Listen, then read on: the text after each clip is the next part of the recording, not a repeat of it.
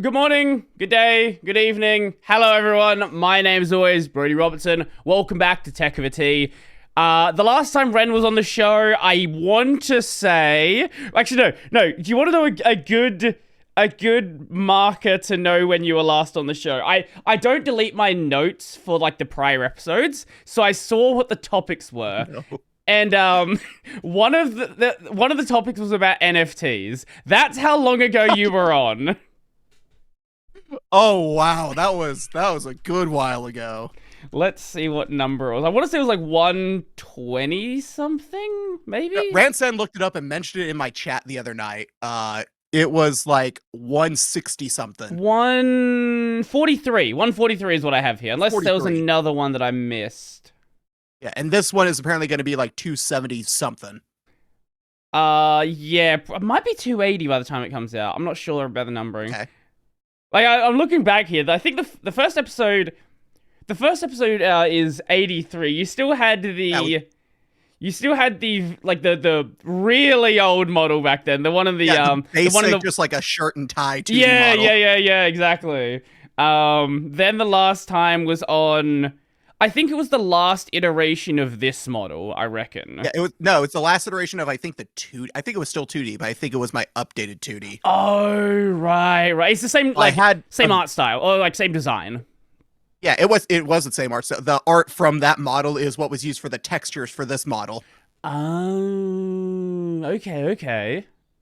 Because this is my original first ever model, mm-hmm. which was made in Vroid, mm-hmm. that I then had someone edit it a bit and use the textures from the 2D model to retexture and change the shape a little. And then had it edited again to have the proportions change to match the World Ends with You art style.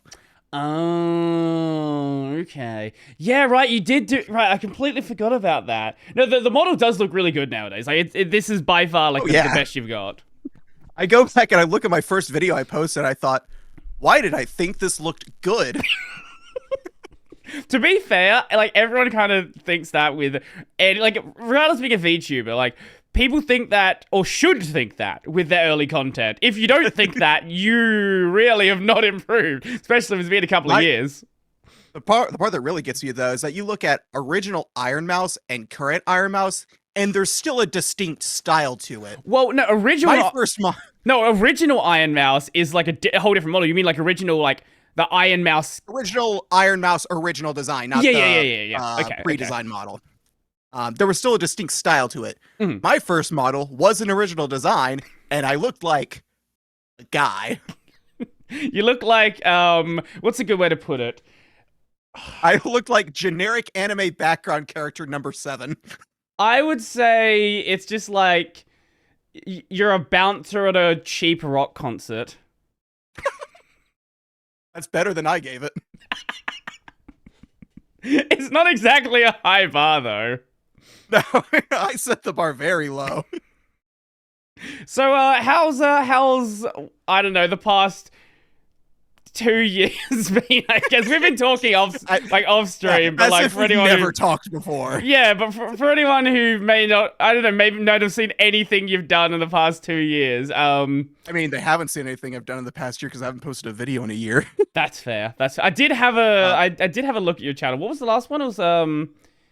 It was about the open source VTuber projects shutting down and stuff. Yes.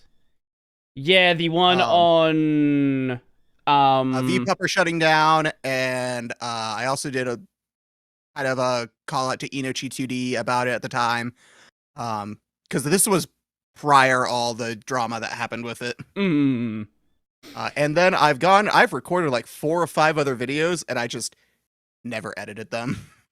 Not found the time for them, not happy with the recording for them. Fair enough. I have ADHD and I started a new job like 2 years ago. So I'm 2 years ago. A job that went from my old job was retail and I got to just sit on my ass most of the day and do nothing. This job, I'm actually working. Yeah, no. So now I get home and it was like, oh, I'm actually exhausted now. Right. No, I get it. I get it. Well, I don't get it because I don't work a serious job, but I get it.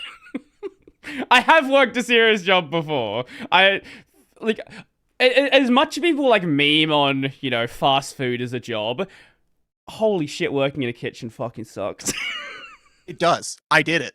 It's awful. Yeah, yeah. I did it for not quite a year. I think it was like 8 months. Mm-hmm. And after I left the job, I was like, I am never doing that again. Yeah, no. Like if It's absolutely terrible.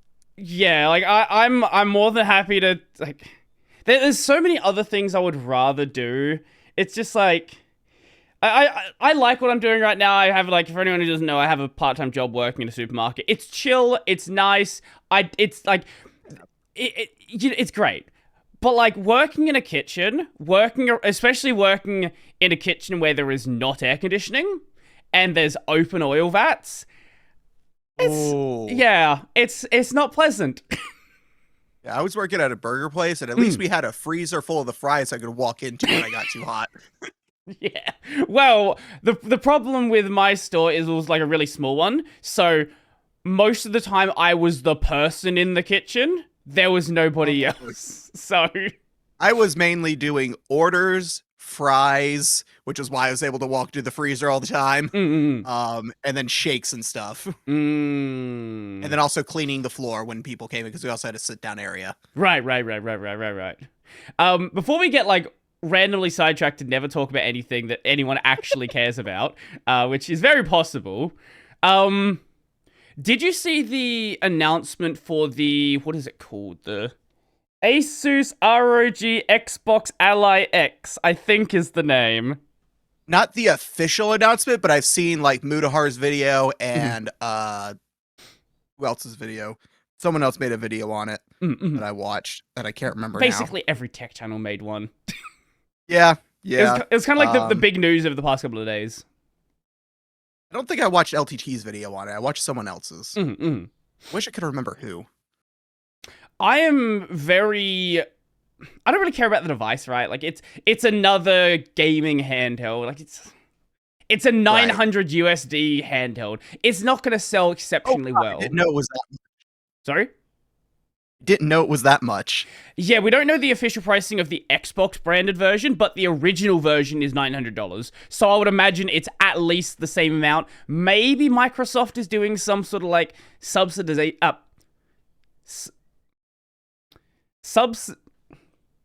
We're gonna move subsidizing. Past that. That's you know what I'm trying to say. Maybe they're doing that, but if not, yeah, it'd probably be about 900 USD. So I don't really care about the device. I can't imagine they would, because they don't own the stores. Right. They do own Windows.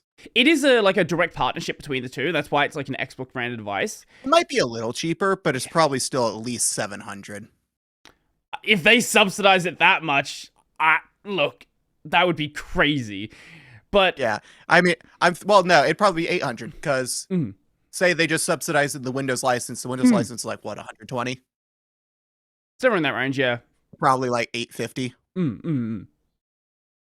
What I think will be a lot more interesting with the device isn't the hardware itself, but it's what they're doing with Windows. Because it's still really early days. We don't really know entirely the details there. But it's like a stripped down version of Windows. Not just stripped down like what a regular person can do, but Microsoft has gone in and just cut out tons of nonsense. I know that, didn't they let the Xbox team do that? Yeah. Which, Microsoft remembered they own Xbox. Every so often they remember it. It's like, why can't we do a gaming-focused UI? And Xbox is just in the corner like, boss, you know I've been here for like 10, 15 years, right? Well, the Xbox has always run like a modified version of Windows anyway. Like, there was no reason they couldn't have done it earlier. Or at least it used the same kernel. I don't know if it was actually Windows. Depends on the version. It's not the Windows shell, obviously, but it definitely is using a lot of that, like, core Windows. It's using the Windows kernel and some Windows tooling around it.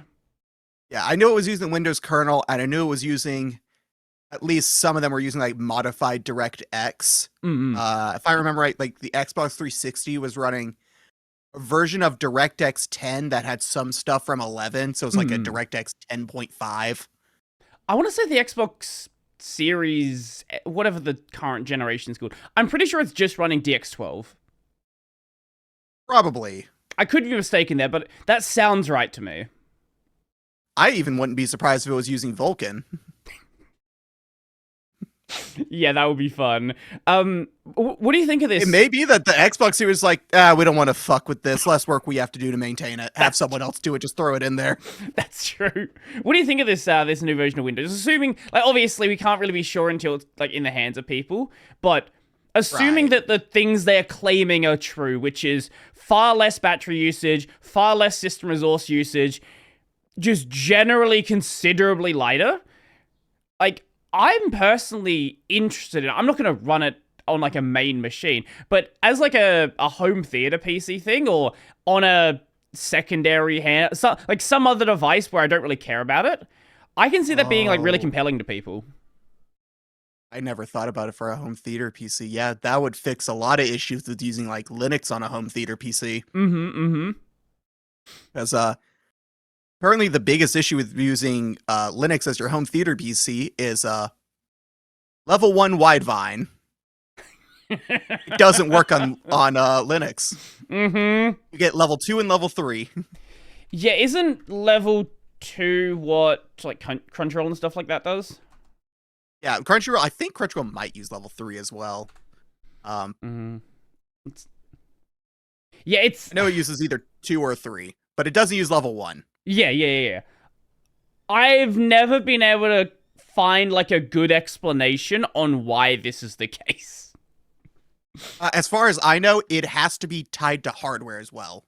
And it has to be implemented in the OS level's default browser. Oh, okay. Linux doesn't have that. Right. Linux ships with whatever browser they feel like. I could imagine maybe there being like a partnership then with like major distros. Like hey, we're going to do a thing where in the Firefox on Fedora, it works. No, it would be Google Chrome because Google made Widevine. That's okay. Yeah, maybe it'll never happen then. Yeah, that's Google controls so much online. Yeah. Google's great. We love them. They also control the other major browser, which is also great. But like, okay, ignoring the like the HDPC stuff, but like the gaming stuff. Have you seen the reports of games running better on Linux than they are on Windows? Like, it's not because there's something magical about Linux. It's because Windows is so goddamn slow that like it makes up for the difference. I watched the Dave 2D video about it.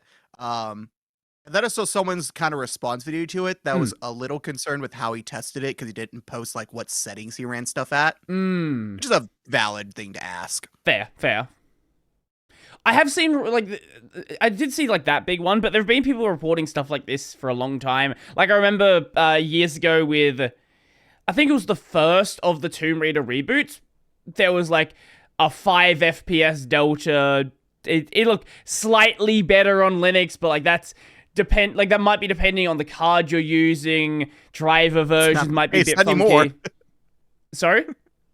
That's not the case anymore.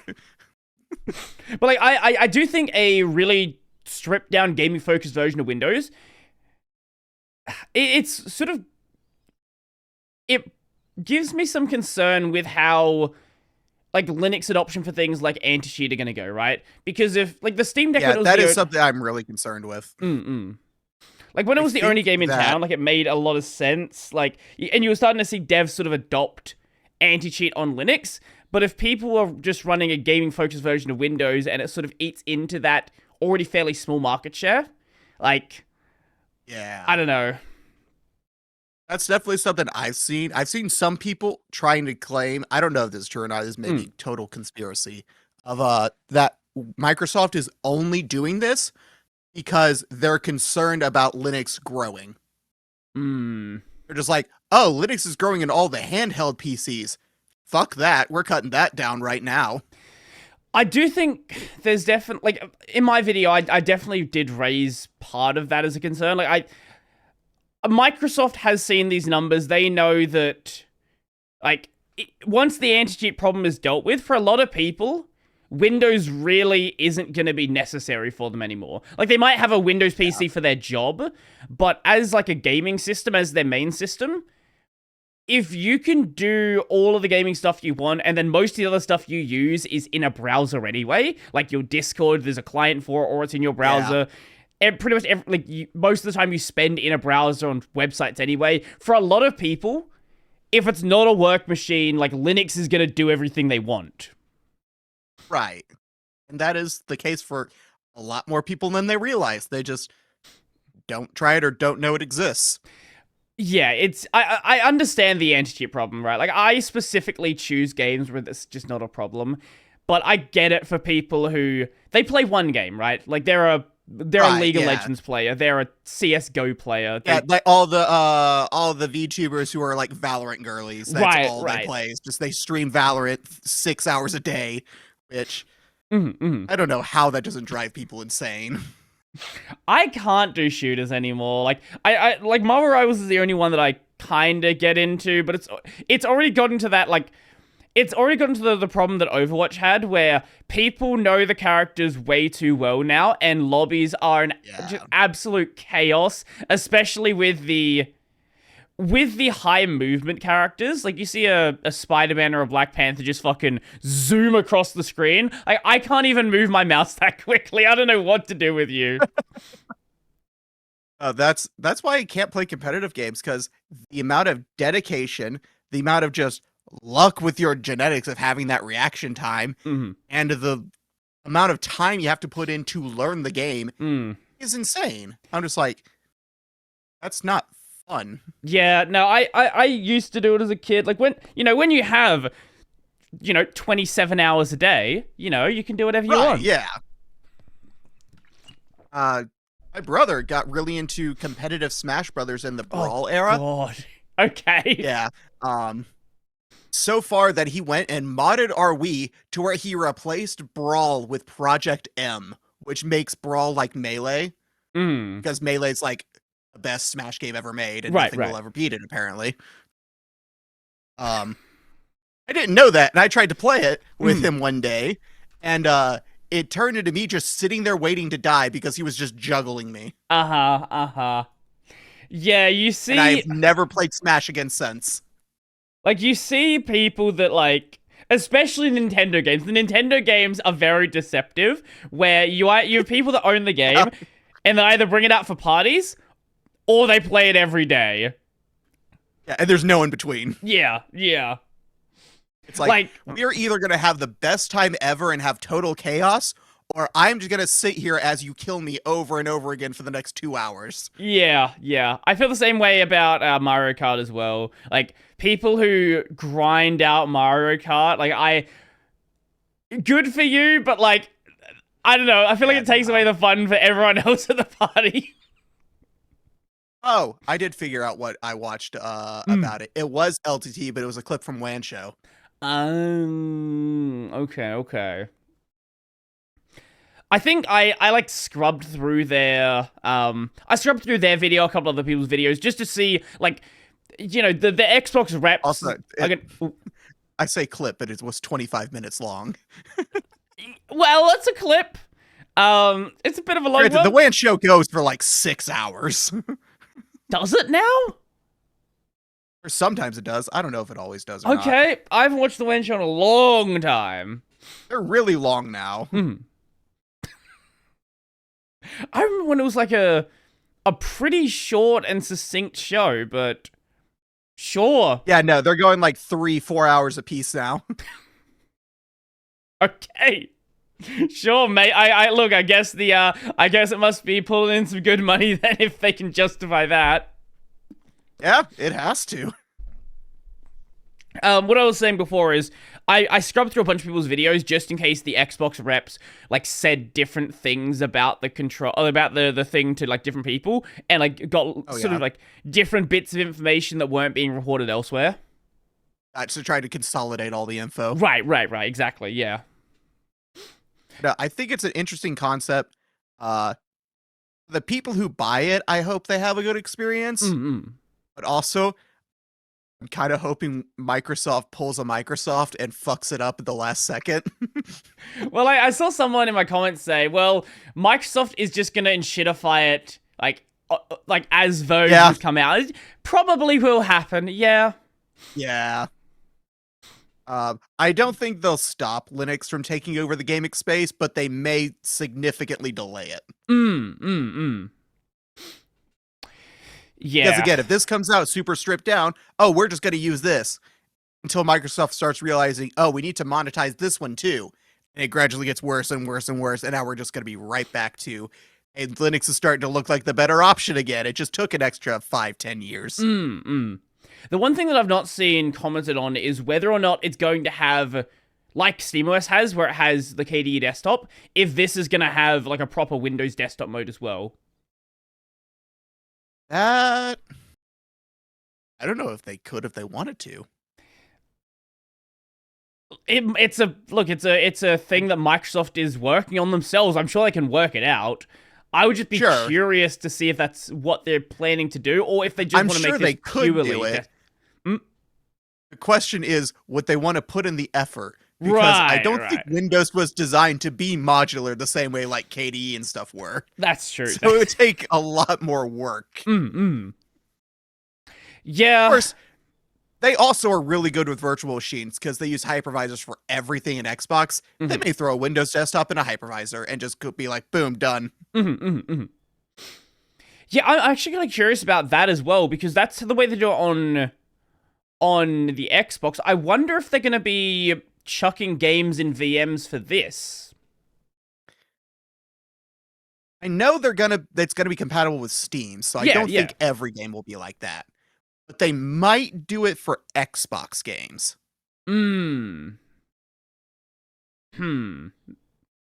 I could see them doing it for Xbox games. I don't know for certain they will or not. Because again, they may just want to just keep everything as low effort as possible and just be like, hey, Xbox team, make this run better, and that's all we care about. That's true. That does seem on brand for Microsoft.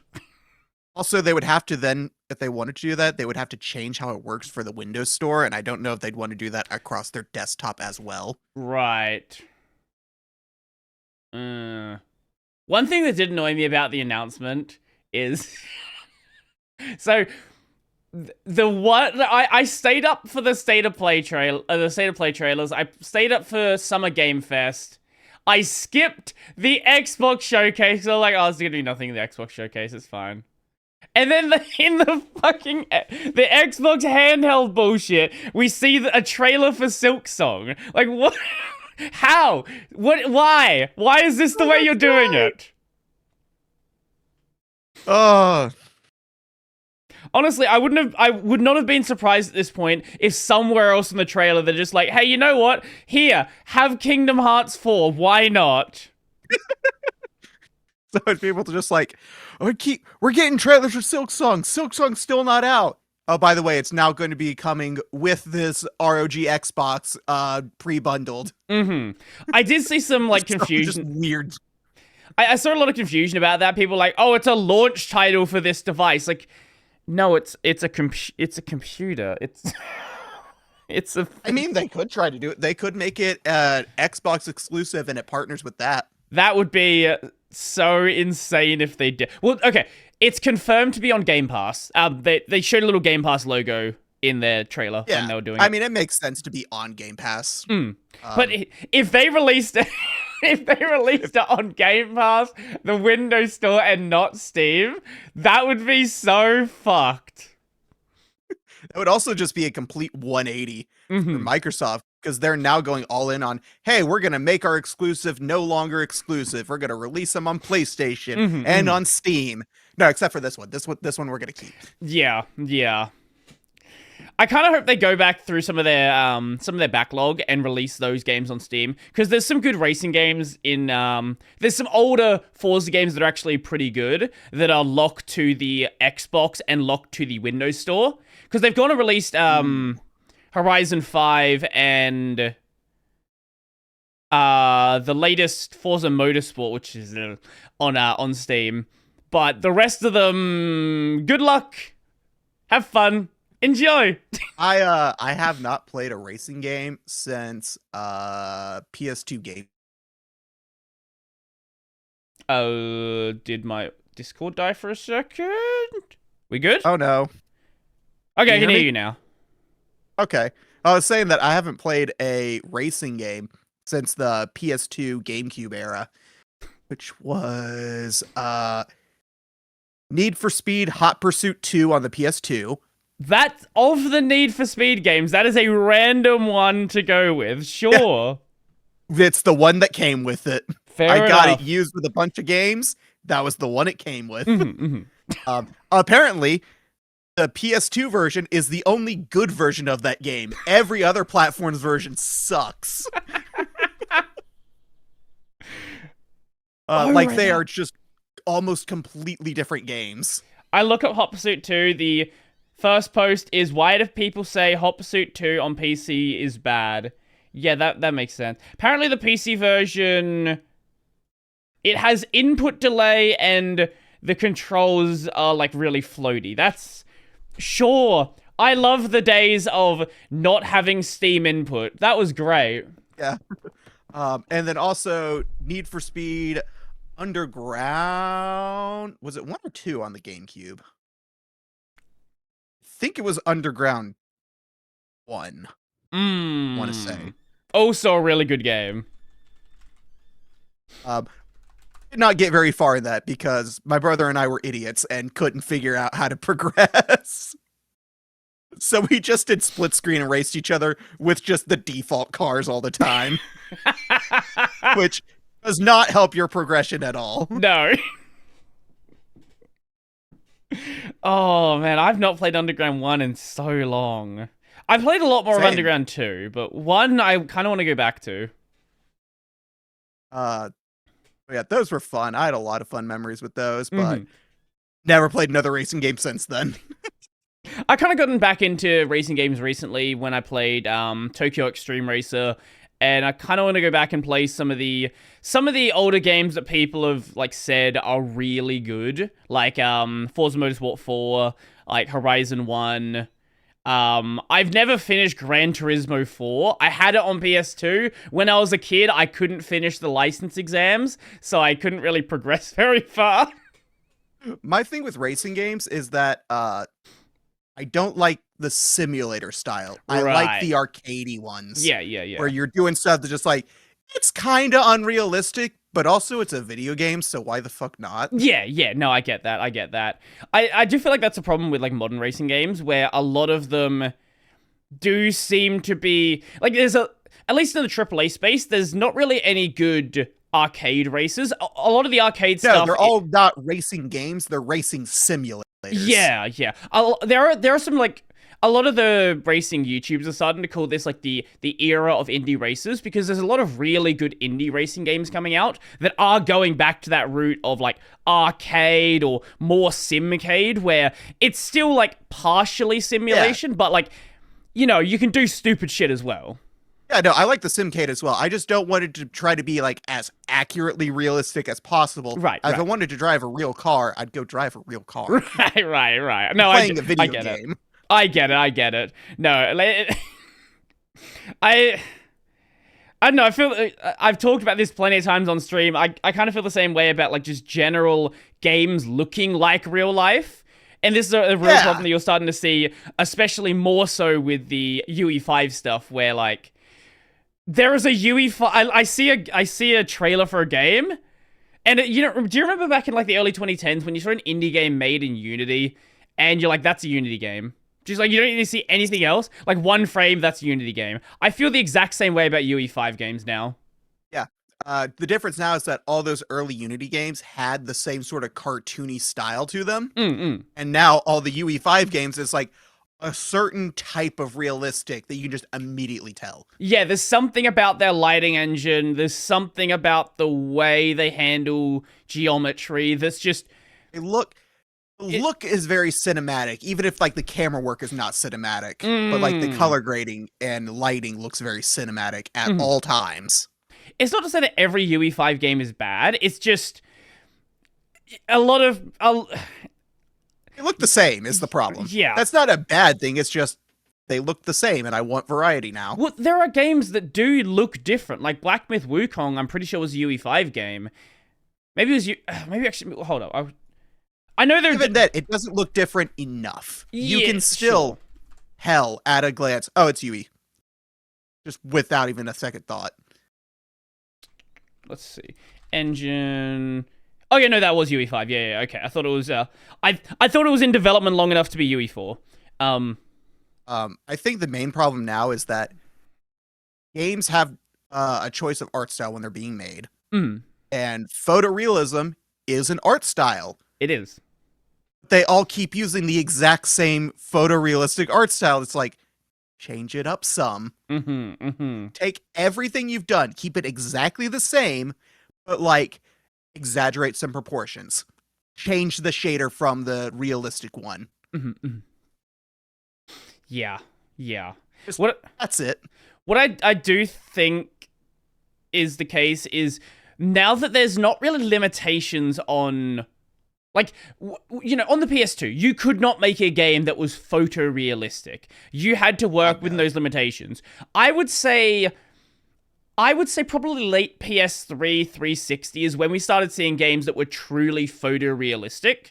And then obviously into PS4. Especially late PS3. Because like when The Last of Us came out, you compare Good that example, game yeah. to the first PS3 game, it's like there was a generational leap by the end of the PS3's lifespan. Yeah, that is actually a fantastic example. I still stand by, to this day, that both of The Last of Us remasters look exactly the same as the first one on PS3.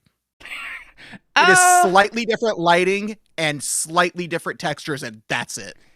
I think you should go back and have a look at it. There is it's a little bit more noticeable than you would think. It's not super noticeable, but it's just, there's like a bit more Not dirt. that it looks the same, it's that the improvement is not worth the change. Sure. I do think the PS3 and the PS4 version do look basically identical. The PS5 one, part of the problem with the PS5 one, part of the improvement with the PS5 one is they did also change some models around. So, like, they redid some of the face models so they kind of look different, even if they're not higher quality. Like, there's more of a difference there. Yeah, I'm looking at a screenshot of PS3, PS4, and PC. And PS3 and PS4 basically look the same with slightly higher resolution textures. Yeah. PC, it's like, oh, it's a different model. Yeah. That's the PS5 version. It doesn't look better, it just looks slightly different. Yeah, that's the PS5 version as well then. Yeah. Honestly, I'm surprised we didn't see an announcement for another remake of The Last of Us. I really am surprised. Didn't we have an announcement for Last of Us Part 2 remaster? I don't know. Maybe was that that's a while thing. ago? Yeah, no, The Last of Us, just play the fucking PS3 or PS4 version. They really want you to care about their remasters. It's just like, they hit gold once. Keep remastering games that don't need it. It's like, hey, you've got some great old games that you should remaster. All right, so we're going to make a remastered version of Horizon Zero Dawn. That, I think, is the worst. The game came out like 4 years ago. Yeah, that is by far the worst example. Wasn't it a PS4 game originally? Yep. And like PC. I get... Okay. It was already on PC. I get having a PS5 release and have, like, updated textures, but calling it a remaster? Like, no. Stop. Just they like... actually remade the game from the ground up. Like, I get... And the final result barely looks different. Yeah, I get taking the PC release and then putting that on PS5. That makes sense. That doesn't. Yeah, it's just like, why? Why did you do this? So If you looked at them side by side, it's just like, the lighting's better. Great. That's about it. Speaking of remasters, how long until we get an announcement for a P5 remaster? At the current rate, it'll still be before Persona 6. Because they seem to be doing every single thing except announcing Persona 6. We have a P3 Yeah. remake. We had Metaphor. We now have the P4 remake. Oh, there's like a remaster of some game from 20 years ago. No, there's more. There's more. Okay. They remade Persona 3. Uh-huh. They remade Persona 4 fighting, the Persona 4 fighting game. Did they? Yeah, or at least they ported it to PC. Okay, okay. I can't remember if it was I'm pretty sure it was like a remaster or something. Could be mistaken about that. When I look, everything when I look up P4 is just being taken up by the reveal of the new remake. It's hard to find anything else related to P4 right now. P4 Arena. Okay, P4 Arena. Steam.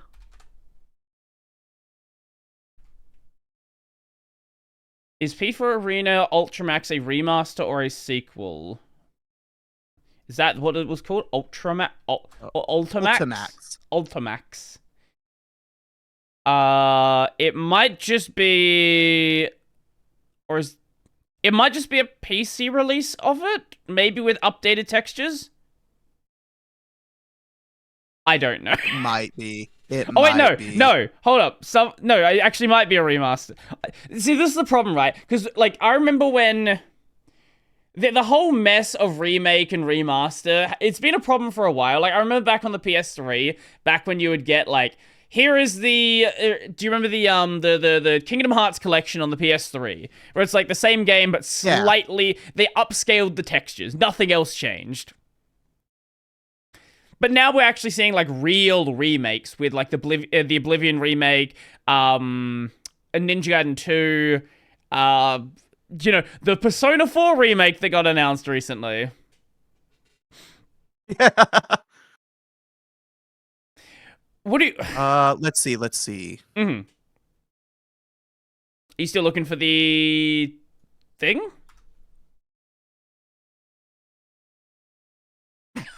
Yeah, here it is. Okay. Persona 4 Arena Ultimax. 2013, 2014, 2014, 2014, 2014. Mm. And yeah, it is just an updated port that was released in 2022. Okay. It's not a full remake. Mm-hmm. What do you what do you think on there being a Persona 4 remake? Why? Because you played Golden, haven't you? Yes, I played the Vita version. Did you finish the game? Yeah, I played all the way through on stream. Oh, okay. Right, you hilariously. Did you wait? You played the... When you played it, wasn't that still when the game was kind of funky on Linux? Yeah, that's why I played it on my Vita. Ah, okay. I have a modded Vita that could do video output. Ah, okay, right. Yeah, I played it through that way because I couldn't get any of the cutscenes or stuff to work right on Linux. Mm-hmm. And then by the time I finished the game, it ran perfectly on Linux. I didn't get around to playing Golden. Cool. This is a great segue into talking about Denuvo because they added Denuvo to it. It originally did not have it. To which one? Persona 4 Golden. What? Originally, when it released on PC, it did not have Denuvo. They added it in. When did they add it? I want to say when they released Persona 3 Portable on PC. No, it was before the Reload remake. Golden came out like 13 years ago. Yeah, let's see. PC... Actually, wait, no. Hold up. When did the... No, okay. No, the Windows release is a lot more recent than that. Wait, 2020? It didn't come out in 2020 on PC, did it? It was released on Steam in 2020. Oh, okay, that makes sense. Okay. No, it did have Denuvo at the start. Okay. On Steam, at least. We love Denuvo! Yeah! So, Denuvo. Yeah. Fuck it. I hate Denuvo. Denuvo is single-handedly why I still not have finished Persona 3 Reload. Aha! Because when I was really into it, my internet went out for a couple days and I couldn't play the game anymore. And I just didn't want to pick it back up after that because I had a thing telling me it's like, yeah, you can't play the game you paid $70 for.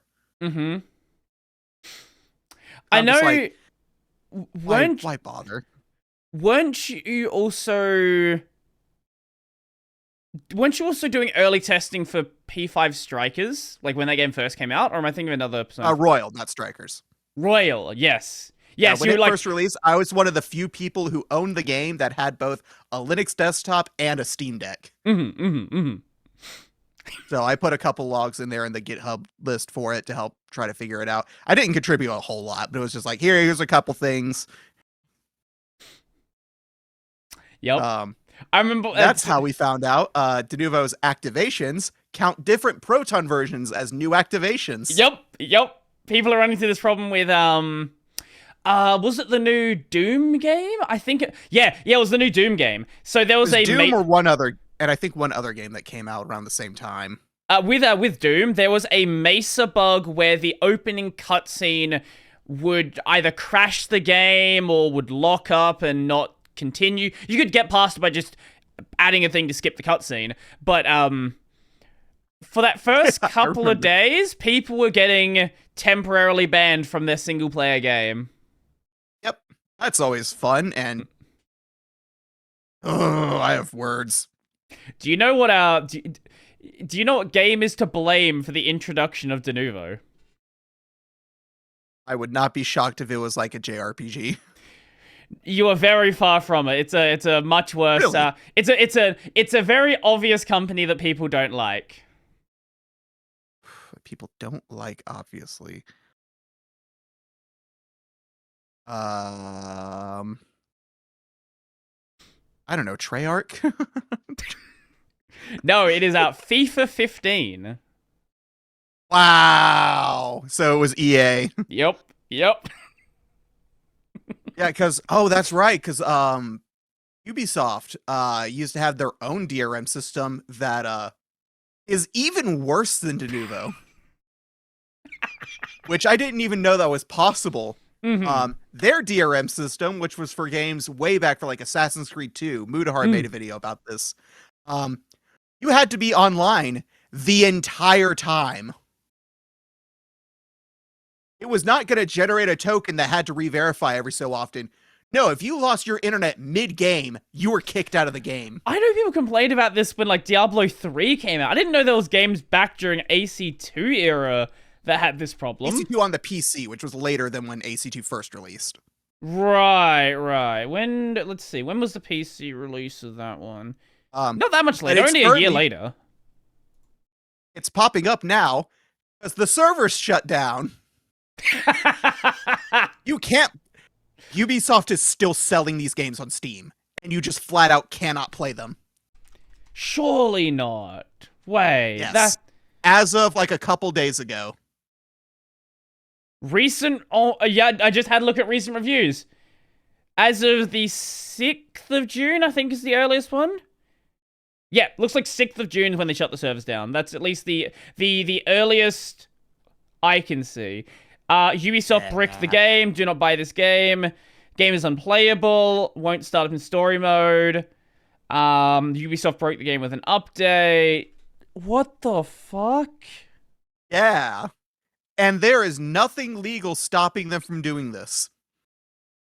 Well, surely they can't keep selling the game like that. Like, that's kind of crazy. At least in the US, basically, if you put something in a EULA, it is legally binding. You can break basically any law you want. Okay, better question. Like, usually Valve is gonna pull something like this down. Like, that's... Like, you're selling something where you literally can't play it. I hope so, but nothing's happened yet. Jesus Christ. Okay. Well, yeah. This is exactly the situation I tell people about when I talk about like Denuvo and stuff, of this exact thing happening. And people are just like, "Oh, what? Do you just never have internet?" It's like, that's not the fucking point. Yeah, no, it's not the point. Like, right, it's okay. As an example, right? What's a random game? I want to go back and play the first Drakengard game. That was the series that started Nier. It's a PS2 game. Or I want to go back and play like Onimusha. I can do that. Like, there's no servers they can shut down that will brick that game. It exists. It's a single-player game. Like, I totally get bricking online stuff. Sure, whatever. I don't care. Brick your achievement system. I don't care. But, like, the story mode of a game that doesn't even have online features in the game, right? Like, it's one thing if it's a game where, like, it's like that pseudo online single player, like a Souls game where people can invade the world. Yeah. You don't need it, but I kind of get it if the game's written fucking stupidly. But for something where there's nothing there, like, what? There's no reason to do this other than greed. Yeah. And yet there are people on Reddit who will go and defend it. So I was just having a look. AC1 is... on Reddit have no life. I was just having a look. AC2 is bricked. I don't know if AC1 is bricked. I think it's only 2. That's the only one I know about. I think the rest of the games are fine. Okay, now AC1 is bricked because the game's just broken on PC. That's a different problem. Oh. Okay. That's just a shitty port. Yeah. That said, Splinter Cell's also affected. Ubisoft's DRM though has been cracked, so you can still play the game with alternative methods. The fact that you can go to Steam, pay money for this game, and the game just doesn't work. There's, like, I know what you're saying about US law, but, like, there's no... Well, they're not a... Ubisoft isn't a US company. Like, that's the thing, right? Like, no, but Steam is. That's true. I don't know. So it's this weird situation of... I feel like France can fuck them and force them to do something. They have to. Like, as far as I know, the European Union has better consumer protection laws than the US. So something should be done. But also, I don't know if they can enforce it onto a US platform. Well, they could force Ubisoft to stop selling it through the platform. That would be the only thing that would effectively do the same thing. Yeah. Like, I don't see any reason why Valve would keep trying to sell the game if like, the EU's like, hey, take the game down. Like, there's never been a situation where they've been, like, tried to fight the EU about keeping a game up. Right.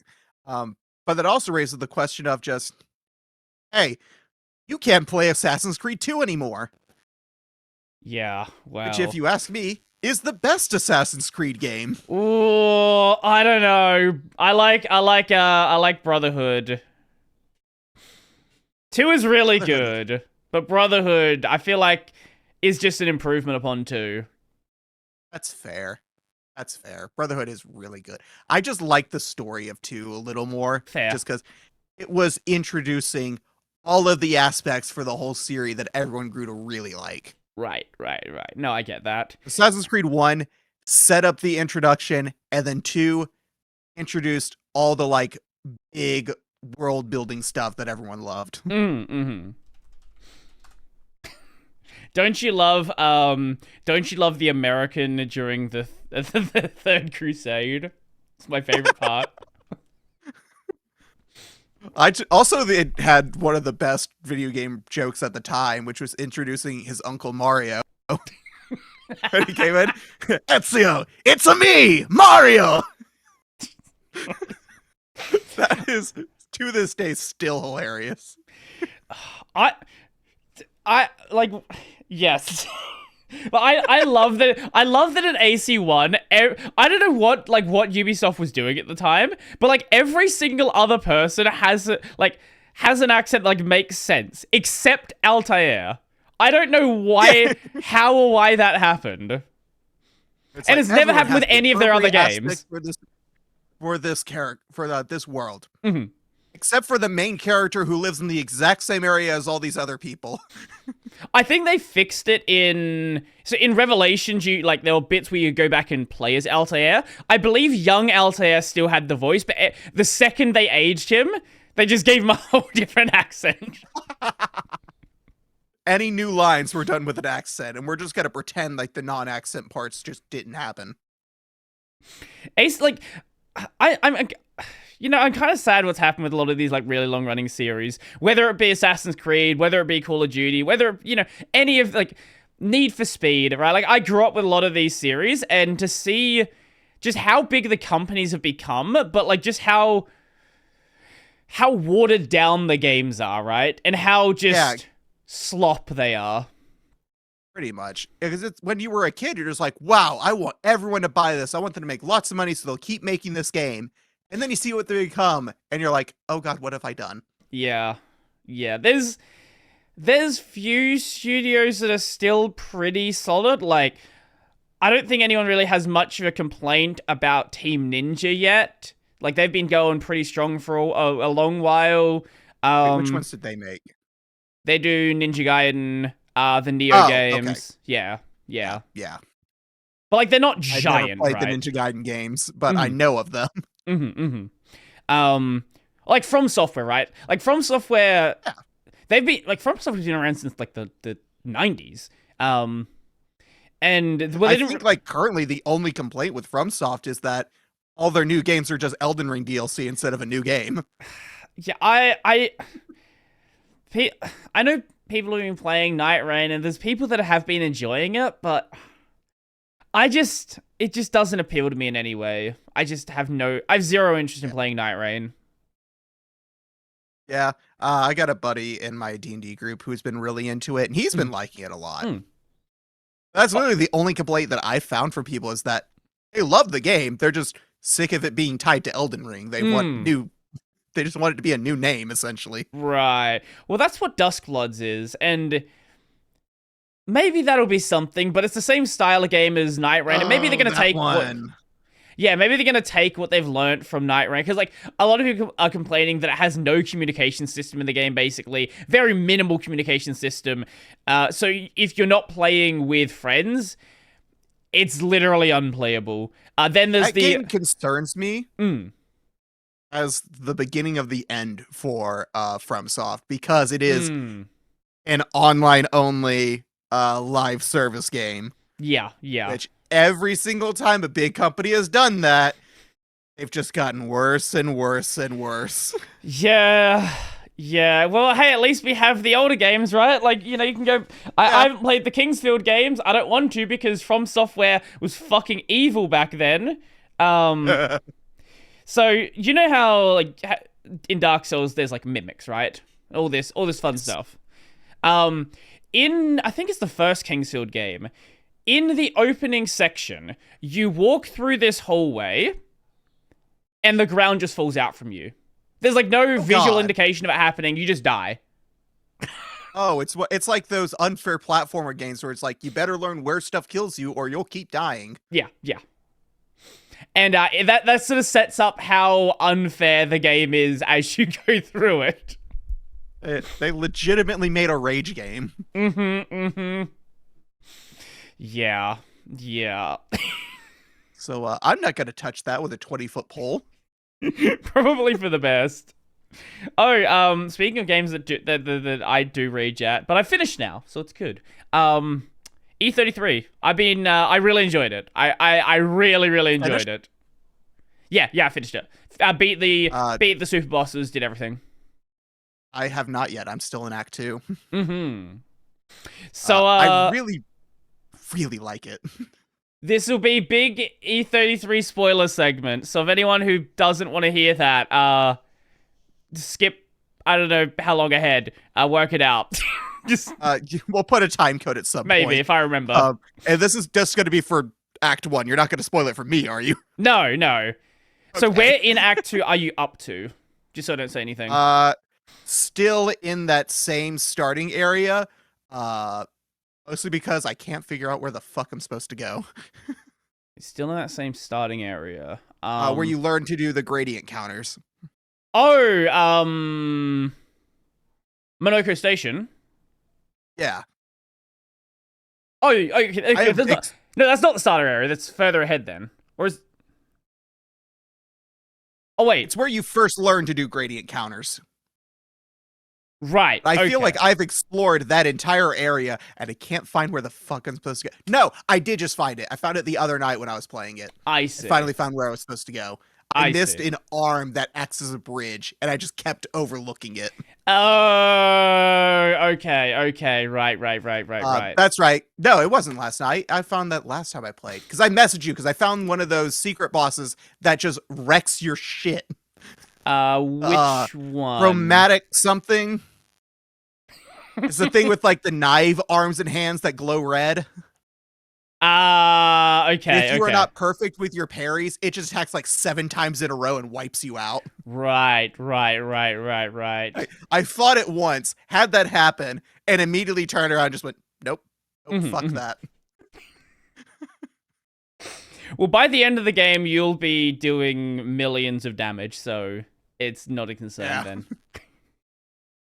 I really need to look up best equipment for Mael, because apparently she can do the really, really big damage. I will say she doesn't really matter until you have the damage cap broken. Because by the end of Act 2, everyone's going to be just hitting damage cap all the time. So what you kind of want to be doing is using whoever does the most hits per attack. Gotcha. So DPS. Yeah. Because, like, most of Mael's attacks, like her big attacks, are one really big hit. But if you have a damage cap of 9999, like, he's doing nothing. Right. You want to do multiple of those, not just one. Yeah. So I think Verso has a move, Steeled Strike, where if you don't get hit, the next attack will do 13 hits in a row. Verso, I don't like playing with him. Even though he's my main in my party, because of his perfection system. Right. As I'll go, and I'll be building it up, and then I'll fuck up once at the very end, and it just ruins the whole thing. I'm just like, God damn it. I'll go through, and it's like, all right, I'm fighting like 3 enemies. And it's like, parry, next enemy, parry, next enemy, parry, miss. Fuck! There is a weapon you can get from later on where you start in S rank, which does create some I'll fun. have to get that. I definitely have to get that. I could not remember where you get it, but you'll probably run across it somewhere. Because I keep fucking up parries and stuff, even with the timing modified slightly, because I have the mod to make the slightly easier timings, because I don't play reaction-based games. I play turn-based games. I still get my shit wrecked. So I went, and I think I texted you about this, where I was just like, I can't fucking get the timing because of the pause right before they hit. So I went, I undid everyone's stats and respect them all in vitality and defense, and that's it. I just have a party of tanks. So at least when I fuck up, I don't immediately die. Yeah, with Mael's big hits, they actually had to nerf it because they made it too easy to one-shot everything. So she has a move, so on Mael's tree, there's some moves that are like, blocked out right now. Later on, before nerf, she could do 600 million. And oh my god. The boss with the highest health in the game on expert has about 18. So just 2 shots and it's dead. No, 600 million. One shots it. One shots the hardest boss in the game. How did you screw that up? It is what it is. You can still one-shot him, but now you gotta have like every Lumina, like every damage Lumina equipped. Even like one that does like random damage, and you gotta like luck a roll. God damn. They wanted to make it a bit harder to one-shot him. With your still possible. It's just like, all right, now you have to put an actual effort to do this. Yeah, exactly. Because before it, there was no effort. Just a couple of damage Lumina, and the game just broke. God damn. With your issues with parrying, I really want to see your reaction to two separate bosses. They're both optional bosses, so you can completely skip them if you want to. What's really funny is that I've also lately been playing Nice Day for Fishing, Mm. which is the indie fishing RPG from Viva La Dirt League. Nice Day for Fishing. Oh, I didn't know. Oh. Okay. Yeah. Sure. A YouTube sketch comedy channel I like made a video game, and it's actually good. Okay. So you said fishing game. I just think there was like 100 games that came to mind for a second. It's a fishing action RPG. Right. Okay. So you go to fish, you hook a fish, and then you are pressing the attack button, and then you have to block and parry the fish's turn attack. I'm actually pretty good at their parry system. Okay. Because they don't have like a slowdown thing to warn you that fucks with your timing. Yeah. That's my thing. On Expedition 33, if I can get the timing for the first attack in the sequence, I'm usually able to do the whole sequence and be fine. Because once I get that first one, I get the timing. It's just a counting of just 1, 2, 3, 4, 1 and 2 and 3 and 4 and, or 1, 2, 3, 1, 2, 3, 1, 2, 3. It's just timing, which I'm a singer, so I've done that for a bunch of stuff. I can get that. But when it started off, it's like, all right, do it now. The slowdown's a bit like for some attacks it makes sense. Other attacks it's way too long. It's just I don't really know what they were thinking with those. Yeah, it's too inconsistent. If it was the same wind-up time for all of them, I'd be getting perfect.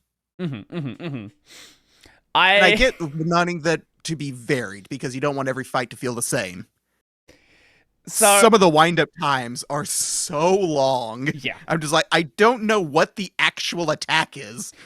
With gradient parries, the window is a lot bigger. That I have noticed. Yes, I can do gradient parries pretty much every single time. Yeah. And that one isn't modded by my thing. The mod only affects like normal parries, and that's it. There is a separate mod for gradient. Okay, we're starting the recording back up. I ran out of disk space. I should have checked that before. It is what it is. So, okay. We're both professionals. Very, very professional. Anyway, so gradient parries we were talking about. I don't remember what else you said after that. Whereas I talk about the timing for them. Yeah, we talked about that. Okay, so yeah, so like gradient parries, the timing's bigger. I can get those basically perfectly. I have a mod for the normal parries to make the window just a little bit bigger. But there's a separate mod you can get for gradient parries and jumps. They're the same mod. I don't have that installed because I've never had a problem with the timing for that at all. Jump window's massive. Oh, the jump window feels way too big, actually. Which luckily, that same mod can also make the windows even harder. Yeah, no, I'm good. Yeah, no, there are people who they'll make the parry windows like 3 times smaller.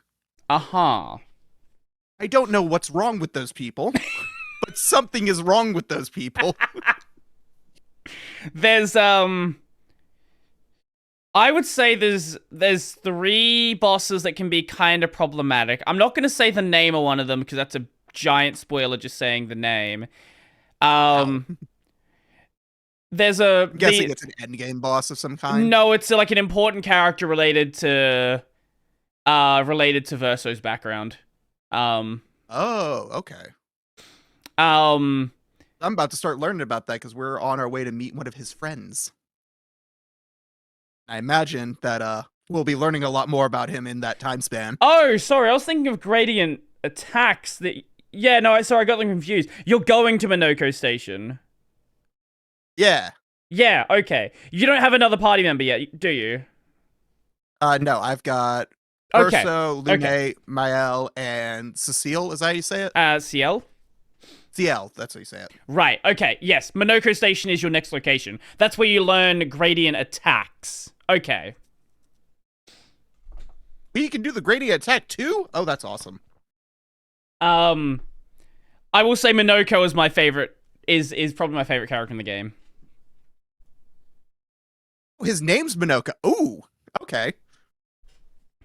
That is all I will say about Minoko, because he is a lad. I'm literally about to meet him, so. Yeah. So the big super boss in the game is Simon.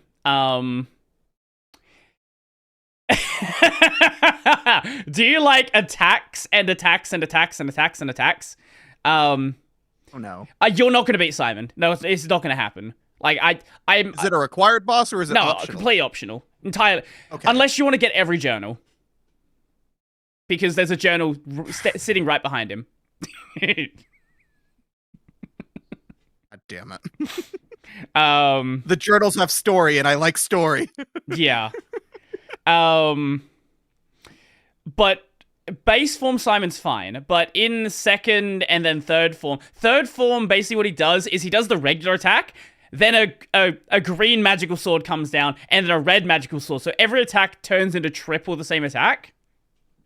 Oh, which God. means for his big combo, his like 5-hit combo, it turns into like a 15-hit combo. Are they the same timing for the green and red swords? Yeah. It's just like I might be able to bonk, do that bonk, then. bonk, bonk, bonk, bonk, bonk, bonk, bonk. Okay, so it's 1, 2, 3, and 1, 2, 3, and 1, 2, 3, and yeah. Another boss. Another super boss. I already get that timing. Sorry. Sorry, what was that? I'm just trying to do that timing, just tapping it on my controller. Oh. He has some other fun moves though that'll create problems for you. Even if you work that out, there's plenty of other problems. Yeah, as long as I can get the timing right at the start, I'm usually fine. One of the super bosses kind of has a bit of visual clutter, where you will die a couple of times because you just don't see. Because there's like... I turned off camera shake on my game because of that sort of stuff. Right. Because I was like, I can't fucking see shit. Mm-hmm. One that I think it was for... What boss was it? The Lantern boss. Right? Major spoilers. Major spoilers. Yeah. Right before Gustav dies. Mm-hmm. The other one, the one I think you actually might not have a problem with then is Gross Tete. Because it is just timing, but it's just a lot of timing. Just a lot of timing. Rock Turtle guy took me like 3 attempts to finally get down the timing for his stupid insta-kill beam. Right. So, I'm just like, this is fucking stupid. So, from what you've seen so far, prologue. Let's start from the prologue. What did you think of the opening to the game? It was really interesting. I did not think the tone would change to be as dark as it has. Mm-hmm. I thought it would be a lot... I definitely knew it was going to be a darker theme, but I thought it would be a lot more somber, not as, oh, fuck. Yeah. I thought it was going to be a lot more of, we're going on a quest that we know we're going to fail. I did not expect them to land and then everyone dies. I'm so happy I got to play the opening to the game with no spoilers, because holy shit. Like, it's so good. I have not played a game that like grabbed my attention that quickly in a long time. Yeah, no, I think this has been the first time that a game's really captured me in a similar way that like Persona 5 did when I first played it. Yeah, the opening segment of Persona 5 is really good. And then you go into the first palace, is that what they were called? Yeah, palace. Yeah, the first palace, and it's just like, okay. This is really good. Yeah, granted, Persona 5's opening is significantly longer. It's like the first 2 or 3 hours of the game. Versus Expedition 33, where it's like the first 15 minutes. So there's some stuff in the opening area that you very possibly missed. They're not important, but there's some fun little Easter eggs there. So, did you ever interact with any of the trash cans? I don't remember. I don't think I did. So, there's like 20 trash cans. I did interact with a couple of them, and all of them were empty. So there's a bunch of trash cans, and one of them, there's just a guy in there waiting to be gommaged. I missed that. Yep, that's for sure. And I think he just gives you like a color of Lumina. He's like, here, have this, go away. Did you find the couple that was having sex? No, I did not. So there's, as you walk past, I think it's one of the buildings on the left, there's a couple in like a hotel room. They're just having sex there. And because, you know, they're having sex before they get gommage, right? Makes sense. Now, I thought this was a fucking joke until I saw someone actually do it. If you interact with them 33 times, they will have different dialogue.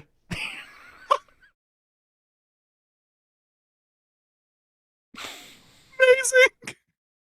I think it's something like, "Hey, have you had multiple save files? Because I want to go to the beginning and do this."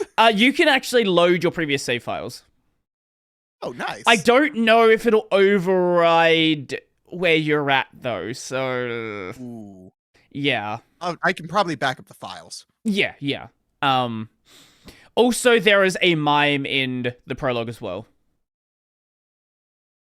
Prologue, as in like the first area once you land. Yeah. Yes, in like the prologue, like the actual part, in Lumiere. Oh, in Lumiere. Oh, yeah. I did not know about that. You can. So it's really easy there, but you can find it again right at the end of the game. Okay. What about the first mime from when you land? You find that one again? In the forest area? Yeah. Well, you can just go back to it whenever you want. Oh. I thought you were locked out of that area. No, you're not locked out of the area. Okay. Yeah, because I need to go back and do that one. Mm-hmm. I tried to do it initially and got my shit wrecked. I was like, oh, I'm going to go grind before I fight this thing again. And then I just proceeded with the story and never went back. Well, it's less of a grind thing. It's more of a, you need to break the enemy and then you can actually do damage to it. Yeah. But again, JRPG brain of just like, oh, I'm losing. It must be because my numbers are too small. Right. That's fair. And I realized, oh, wait, no. This is like a fucking Souls-like RPG. I need to just block better. Don't let that confuse you, because there's an area you can get to very soon where you can do it. Things will die. It's just they have like 800,000 health and you will be there for a while. Fuck. You're supposed to go back there later in the game with like better gear, better stats. But you can do it. I like that idea. Mm-hmm. My only issue is that I play an RPG. I expect to have a downtime after my my turn. I did go there earlier than I should have. They give you 500,000 experience, so you will shoot up in levels very quickly. It's one of those like, well, if I only fight 2 of these, I get like 7 levels. Yeah. I think I walked out of that area. I went in there at level like 35, walked out around 60. Holy shit. And that was without even beating the boss of the area, so. Because the boss was not going to happen at the time. Way too much help, too much of a mess. Oh god, no. So speaking about grinding though, back to games. If we want to move on from Expedition 33 so we stop spoiling it. I did want to ask you about your thoughts on the ending and then start of Act 2. Or ending of Act 1 and start of Act 2. Fucking made me cry. I really liked Gustav. I get it. I mean, as a big emotional moment, congratulations. You did it. Yeah. This is good story writing. I'm upset. And I was supposed to be. Yeah, that was it will get so much worse later on when you learn more about Verso. I'm not going to explain. I'm not going to explain it, but you're going to. You're gonna feel so much worse about that scene. That's what it's like. I hated that. His death was awful. Oh, don't worry. It gets worse. Yeah. Yeah. What do you think of Verso? I like him initially, but Ah. I'm still don't know anything about his motivations or anything, so I'm still a bit skeptical. Yep. I'm hoping that there's a reason why he's acting the way he does. Acting the way he does in what way? Just being kind of standoffish, not really revealing much of anything about his past. Uh-huh. I'm hoping there's a good reason. Given the tone of this game, there's probably a reason. It's just whether or not it's good or bad is going to be... Yeah. In case it wasn't clear, Verso and Mael are the main characters. The other ones are kind of just there to be, like, supporting members. I knew Mael was going to be the main character after Gustav died. I didn't know Verso was going to be as well. Have you seen...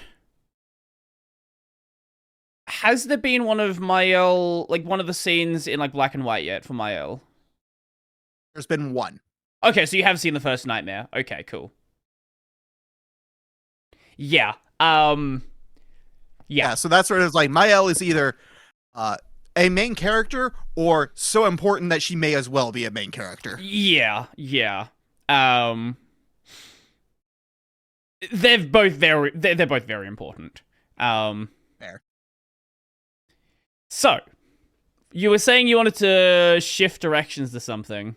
Yeah, so still talking about RPGs, but moving on to different gameplay style. Talking about the gameplay styles with Metaphor versus others. I recently saw a video that I didn't finish watching, but it was comparing the two now branching paths for turn-based combat. One being Metaphor's new interactive system, or not Metaphor, being Expedition 33 with their interactive system, and one being Metaphors with their huge branching prep system. I've not played Metaphor. Can you just explain how that one works?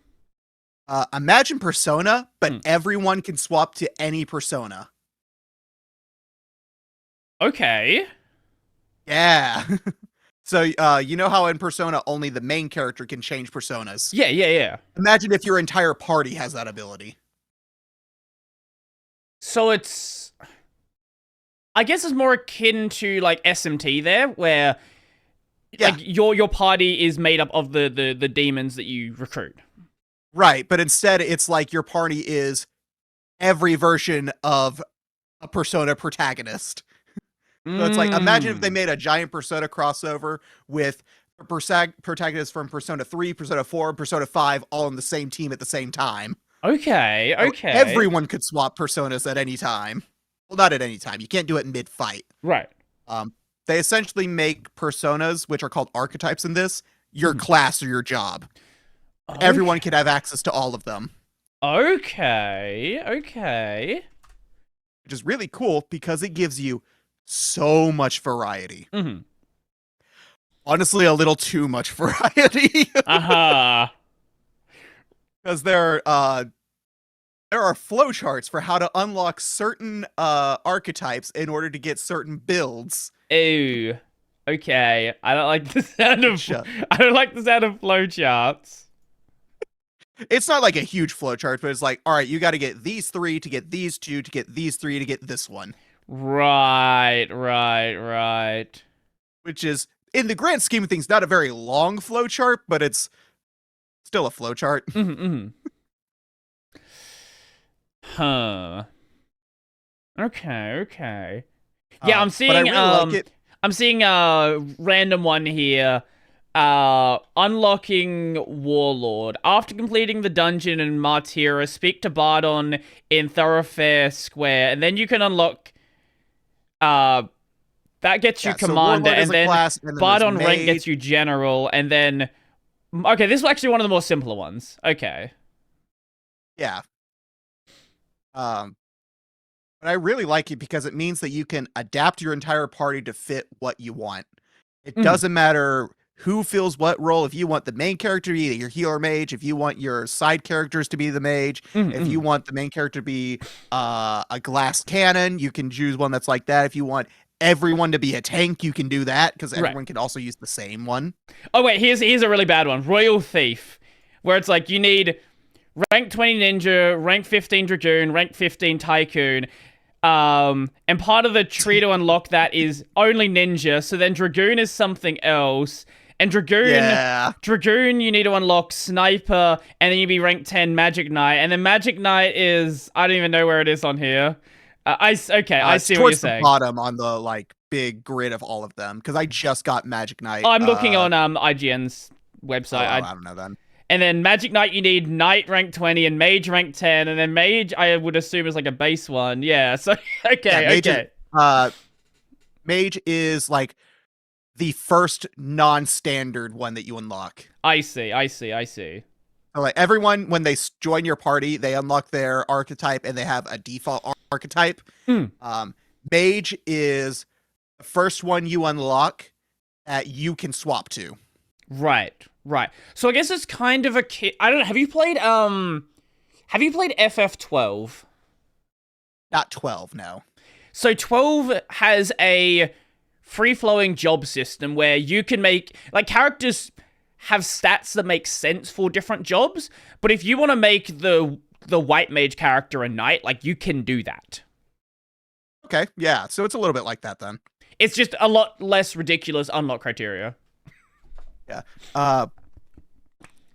But Metaphor is a system that I like more than Expedition 33, even though I do really like Expedition 33, because I like that traditional turn-based of I pick my move, I let them have their move, and I don't need to worry about reacting to it. Right. It's a lot more of your prep work is more important than the actual fight.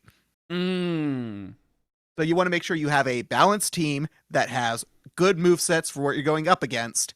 And then as long as you know what things to choose when, you will eventually win. What do you think about interactions on the player turn, where like you have the perfect system from Expedition 33?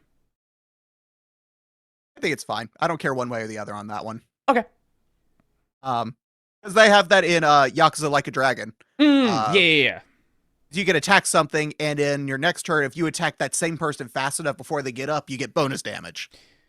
Sure. Okay. It's a bit different, but I get what you're saying. It's like it's an interaction.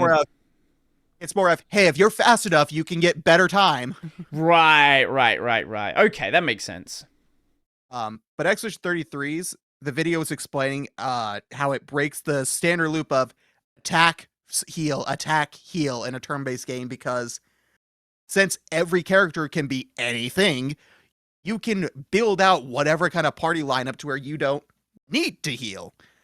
So you can break it up. Normally you attack something, your player character is the mage, he's going to be healing, and everyone else is like your damage hitters or your tank.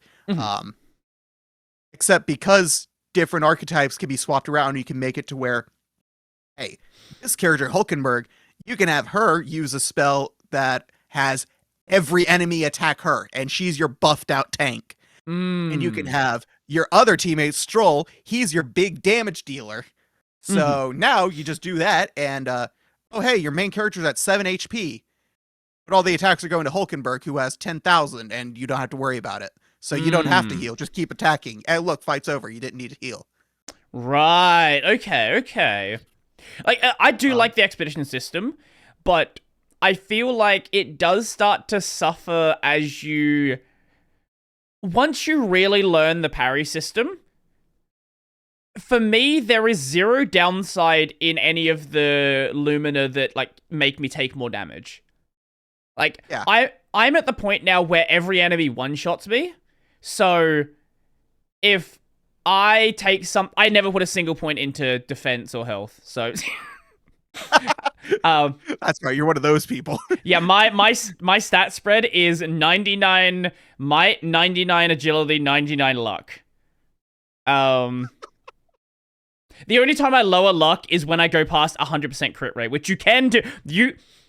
If you stack things, not even well, if you just stack things in a kind of sensible way, you can hit 100% crit rate on every attack, which is very fun. God. So your entire party is just glass cannons. Yes. I'm at endgame and I have about 1,500 health.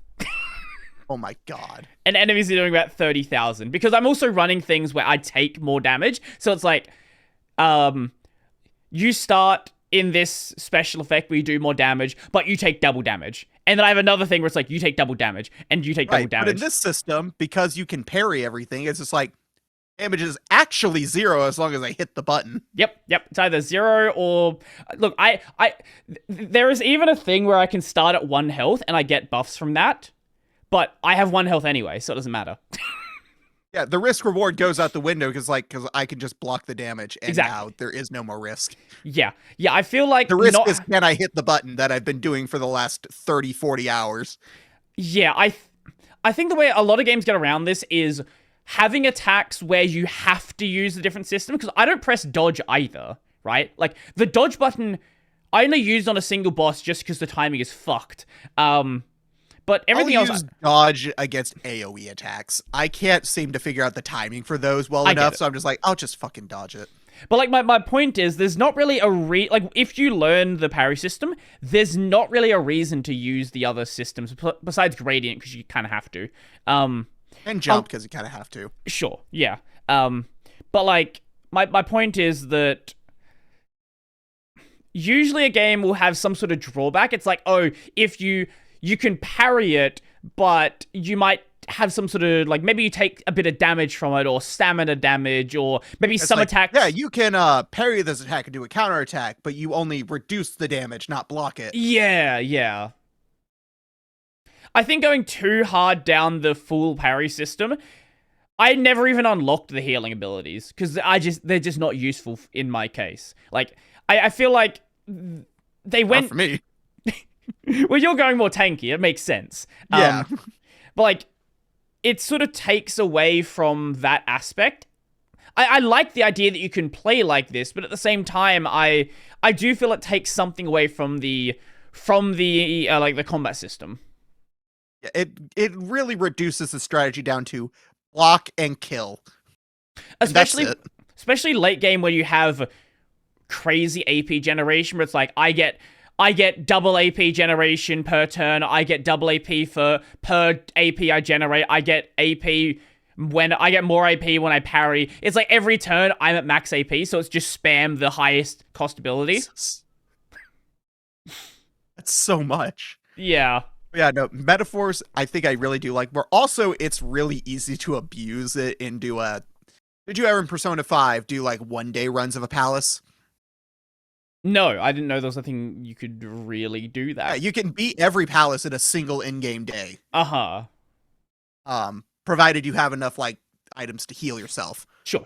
But you can essentially guarantee that every single time in Metaphor if you have the mage unlocked. And an archetype that can heal people. Right. Because the mage has an ability where if you can kill stuff outside of turn-based combat, just using the real-time combat system, you heal a little bit of your spell points. Aha.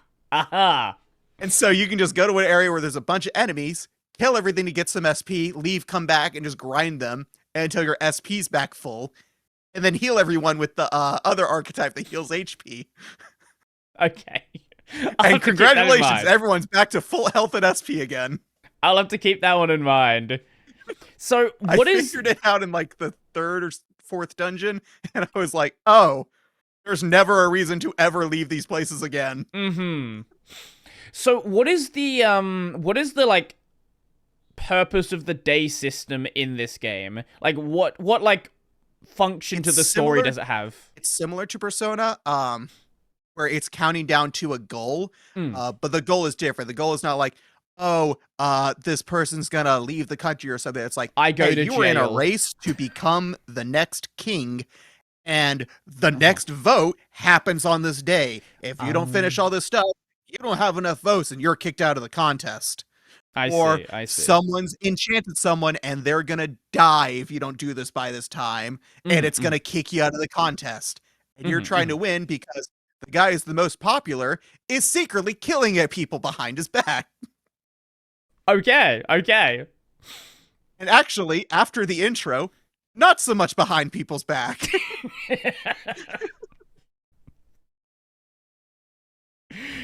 It's one of those things of just like you're clearly the bad guy, but you have a lot of people supporting you because I guess they're just also bad people.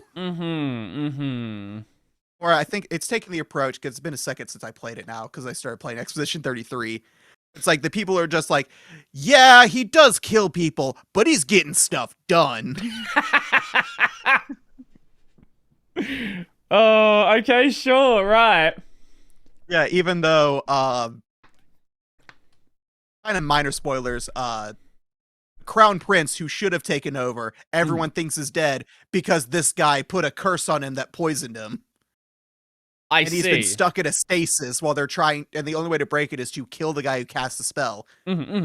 So they have to assassinate this guy, but they can't get close enough to him because by being in the King's game, it nullifies your ability to directly kill anyone else involved in the King race.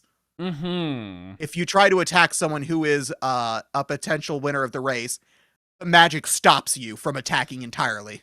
I see. So what they're trying to do is convince him that they're on his side, trying to prove that they want to have an allyship with him so that they can get up to the number 2 spot and then turn on him and win the race and then kill him so that they can pass the legacy on to the rightful heir. They're essentially running in his place because no one else knows he's alive. Right. Okay. I do have to get around to that one at some point. I really do. I think I've... So good. It is so good. I love it. If you buy it on Steam, it has Denuvo, which pisses me the fuck off. But they also made a bit of a fuck up that I'm actually happy about. They did a demo of the game, and the demo of the game is just the game, but it cuts you off after a certain date, and you can't play past that in-game date. Right. So you're only able to play the beginning section of the game. I see. Someone figured out how to mod the entire game into that demo by removing the limit. They released the demo without Denuvo. It's not the case anymore, but they initially released it without Denuvo. Well, it is the case now because people definitely saved the binary. Yep. Oh So, my god. You got Hunt the 7 Seas, but you can play this game without Denuvo. Jesus Christ. So at least piracy has preserved this game. Some intern has lost their job. I think it was a little higher up than an intern if it was the person posting the game to Steam. Yeah, well, you know. Jesus Christ. If they had access to the back end of the store page, they had some power in the company. Well, some intern programming the lock-off point for the demo and, like, not doing something sensible. The real fuck-up was them not releasing it with Denuvo from the start. Yeah, well. Because it's Sega. Atlas is owned by Sega. Sega has a special deal with Denuvo to where their Denuvo license never expires. That's great. I love that. Yeah, so literally any game they release on Steam with Denuvo, it will never be removed. They have to have some sort of deal because otherwise they're paying tens of thousands of dollars a month to keep it running. My hope is at some point Denuvo goes out of business and they have to remove it. That's the best thing we can get. Either they have to remove it or the games are just dead. It's a nuclear option, but it would either solve it or prove us right of why this is such a bad idea.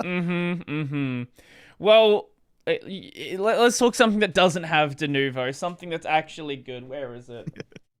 we have an 8-bit DOE controller here. 8-bit DOE!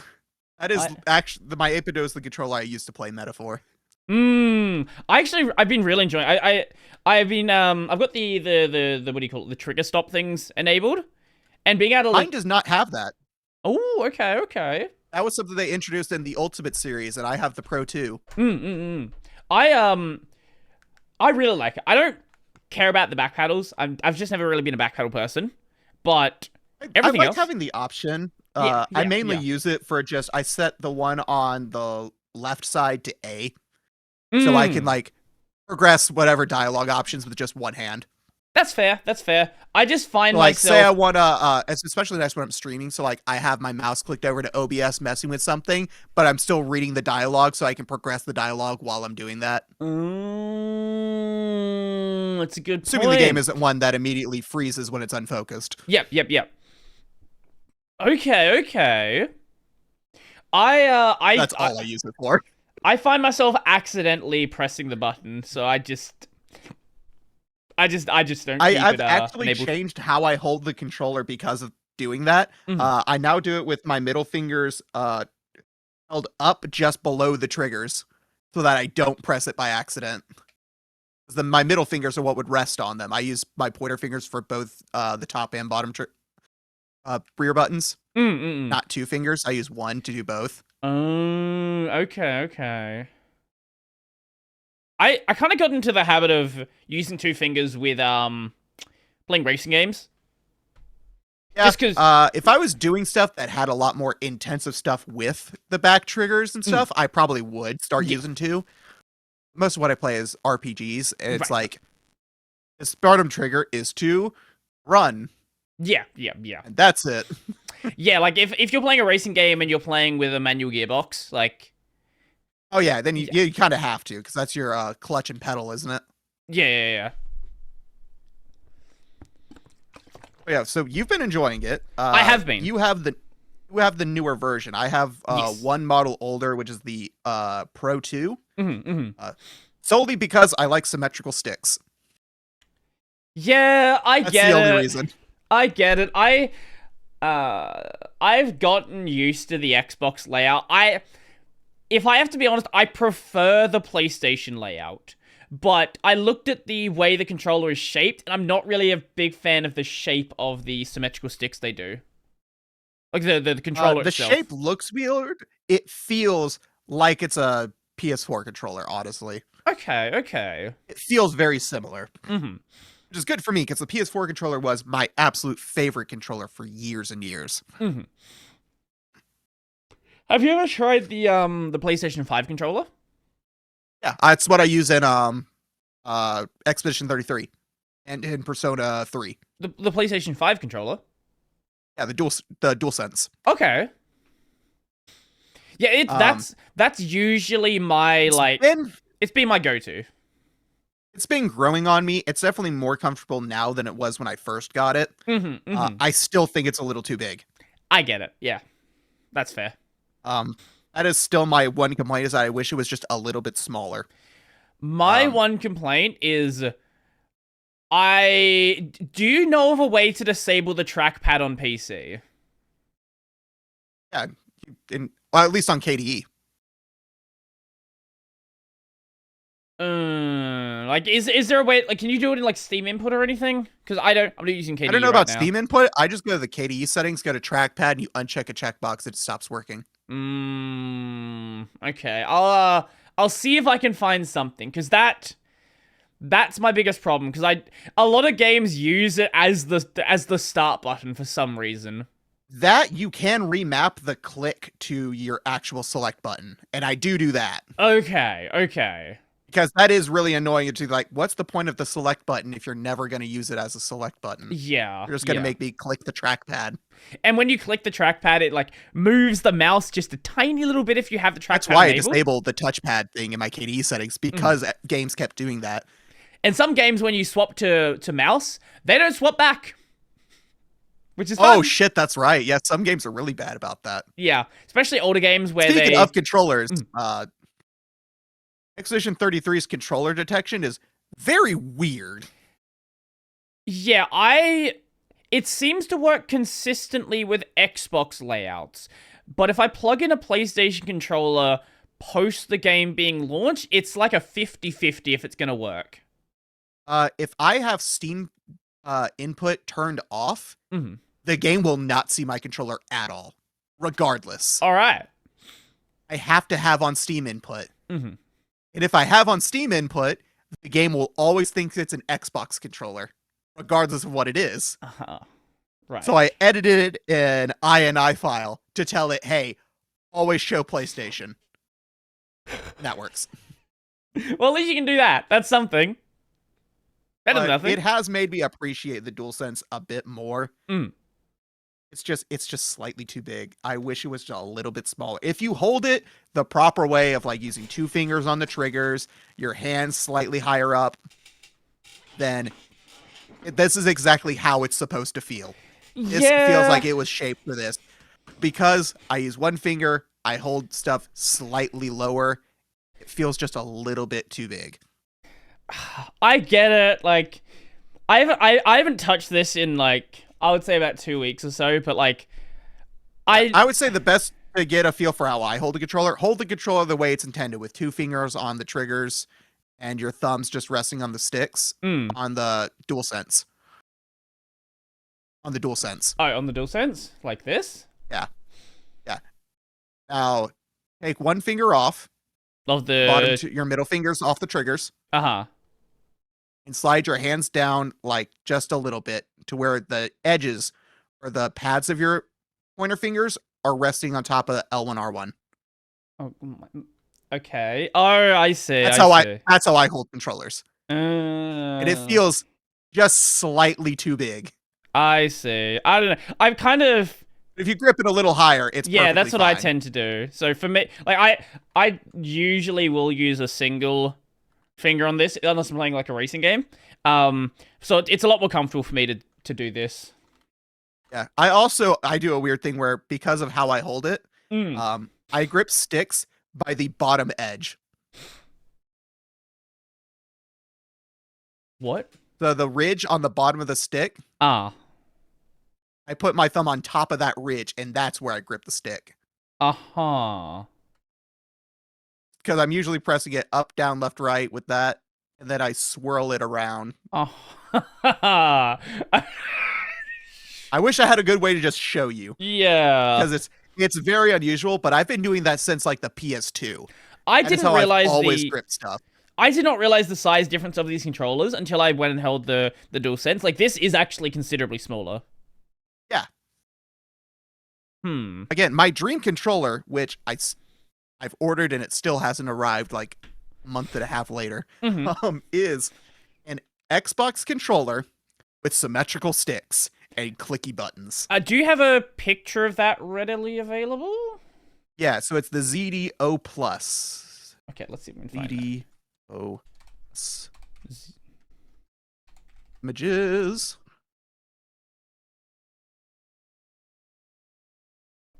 Here's one. This is the blue one. Let's see. There's also a can opener with the same name. Copy image, Discord.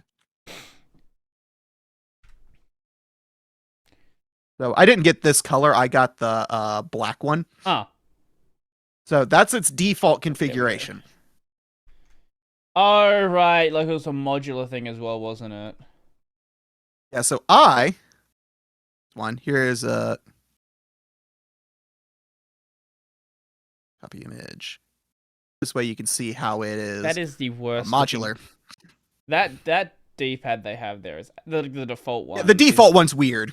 You can put a normal D-pad on it. Yeah. Okay. I see. Yeah, the little kit to flip the stick comes with a normal D-pad as well. Okay. Right.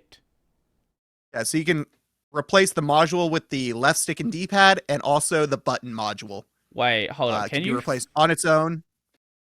The other stick module can be replaced on its own. Am I like imagining this wrong? Can you flip the other side, the face buttons and the stick? No, they're different shapes. The stick is a round module. The buttons are a square module. So they won't fit. Okay. It kind of looked like it, and I was thinking that's just insane. Left side with the D-pad and stick, you can't just flip it around. It's not perfectly symmetrical. You have to actually put in a different module. They didn't think this through very well, did they? No, they should have just made it perfectly symmetrical so you can flip it around and then just invert the D-pad and stick. I guess that would require more software. I guess, yeah. Which I guess I'm kind of glad about because you don't need any software to use it. You can get an app on your phone, but you don't have to have it. It's also got 4 back pedals. It's got like the Xbox Elite style. Yes. Little metal trigger things. I'm actually really happy with what's been happening with the third-party controller space, because for a long time, like, you remember garbage for the longest time. You remember third-party controllers on the PS2, right? Like, it's Mad Cats. I never had a Mad Catz, but I did have this. I did. I had one. I think it was. I want to say it was the size of a DualSense, actually. But it wasn't shaped as nicely. It was like very hard, rigid edges. It was awful. The controller we mainly had was Mad Catz. My favorite was from a company called Afterglow. It was a PS3 controller, but it was wired. But it was smaller. It was smaller than a normal PS3 controller. I feel like those... I want to say those controllers were very common here as well. It was a clear controller with blue LEDs inside. Wait, there's still... It was like a smaller DualShock 3. Apparently they're still... They've got them for the Xbox Series X. They're still going. No way. They've been renamed to PDP now, by the looks of it. Yeah! Okay. No, I do remember the Afterglow PS3 controllers. Yeah, we had them at EB Games here. Yeah, there it is. Oh, that is... I loved that thing. That is horrendous. I don't remember it having asymmetrical sticks. There's a version asymmetrical and a version with? Yeah, they've got Xbox and PlayStation versions. Yeah. They've got like... Here it is. Oh, yeah. They've got Xbox layouts on PlayStation, PlayStation layouts on Xbox. Whatever you want. This is it. I don't know. This is the exact controller. Oh, yep. That's the one I had an image of before. Okay. I wish I could remember the one that I had. That was my childhood PS3 controller, and I loved that thing. That is... That thing is disgusting. I love clear electronics. That's true. So much. I will give it that. That is kind of cool. Also, it was smaller than a normal PS3 controller, which I'm always going to prefer slightly smaller controllers. Because I have not small hands, but smaller than you would think. Small. The PS3 controller was already tiny. PS3 wasn't tiny. PS3 controller is what I would consider like an average size controller. Okay. I guess what's kind of happened in the industry is as gamers have just like generally aged up, controllers have tended towards the bigger side. Yeah, which is a problem for me because I do not have super big hands. You can also hold a controller properly. That would also help.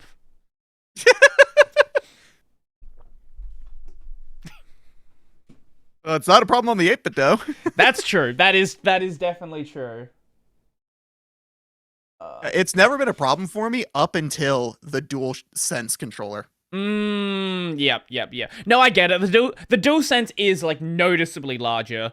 I think it's bigger than the Xbox controller. Where is my Xbox controller, actually? It's either bigger or about the same size, because the Xbox controller is one that is on the larger side, but I don't mind it because its shape works really well for that size. That's actually a good point. It's sort of like, it's a lot skinnier at the top, and I think the profile angle on the Xbox is also a little bit wider. Yeah, so I think what makes PlayStation's starts to curve back in on itself. It's definitely the DualSense is definitely bigger, but also the face button, like the actual like components are further separated apart. Yeah. But, that's why on this ZD0 Plus, it's basically the same shape as an Xbox controller, with every feature I could possibly want. So I've got back paddles, I've got I can have symmetrical sticks. I've got clicky face buttons. It also has the trigger stop thing where you can turn the L2 R2 into digital. It also has additional buttons on the back trigger. You've got like an L3 and R3 on the back. Okay. Which are just reprogrammable macros, the same as like the back paddles. You know what? Actually, that's probably what I should use the back paddles for. Yeah, that's actually, yeah. It's what? As L3 and R3. Honestly, yeah. Because I've always found that kind of awkward, like having to push the stick Clicking in the stick, yeah. It's Especially, definitely not the most intuitive design, especially if you're a new gamer and you don't know they exist. I have seen videos of people where it's like, showing my girlfriend video games I grew up with. She's never played video games before. And it's like, where is the R3? Yeah. I don't know how I figured that out as a kid, actually, now that I think about it. There was probably like a diagram of a stick and it said R3 on it. And you just like... There was. I can't remember what game it was. There was a game that showed a stick with an L and it like an animation of it going down. Yeah. Yeah, definitely a demo in a game for sure. Nowadays, you see it, it's like, all right, press L3, and it's just L3 in a circle. And you're like, what the fuck? Yeah. I think it's kind of interesting, right? Like, a lot of games, the tutorials have gotten a lot bigger, but at the same time, there's a lot of stuff that's kind of you're expected to know as someone who's playing a game, right? Like, it's the same problem Linux has. It's a lot of people telling you stuff with an expectation of knowledge that you just don't have. Right. Like, if you talk about the idea of Proton and environment variables, like, there's a lot of assumed knowledge there. Oh yeah, like, you can run all these games on Linux. You just turn on Proton and Steam. What the fuck's a Proton? Actually, one that did trip me up was setting environment variables in Steam before. Like, the first time I did it, I didn't realize you had to, like, include the percent command percent thing at the end. Yeah, I did. That tripped me up too as well. Which still doesn't make any sense why that's not something that's just, like, injected into it, but... Yeah, it is weird that you have to do it, but at the same time, there are some that don't need it. Not many, but there's a handful that don't need it. It is what it is. Yeah, I mean, it works, so... Yeah. It is nice that you can set those launch options, though. Well, yeah, especially for games like Marvel Rivals, where it seems like every season they just add a new option you need to make the game actually run on Linux. It's like, all right, add this. Now add this one. Now also add this one. Oh, so remember the whole thing about Infinity Nikki not working on regular Linux? Oh, yeah. Yeah, it does now. Congratulations. Everyone hates the game now. Yep.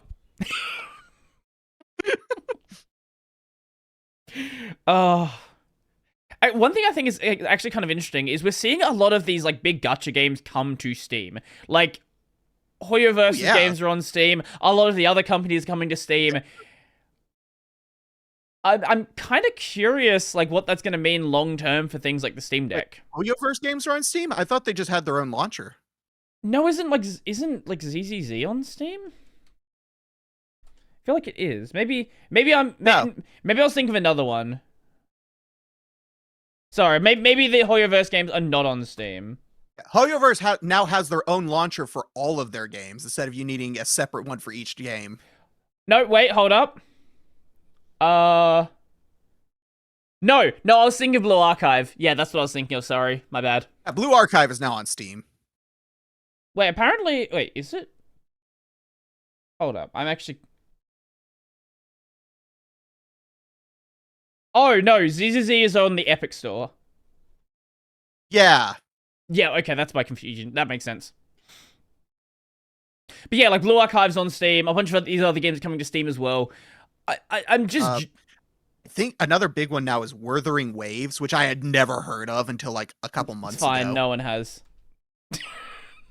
And apparently, like, I keep hearing, I all of a sudden heard a bunch of people like, I can't use Linux because I want to play Genshin and Wuthering Waves. Like, what the fuck's Wuthering Waves? Yeah. People are. I just I don't like CBT, so I'm not gonna play a gacha game.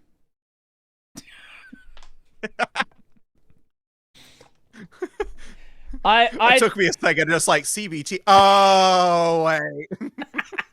I just don't want to spend, like, I don't want to play a game where I know that the only way to progress without wasting a shitload of time is spending money.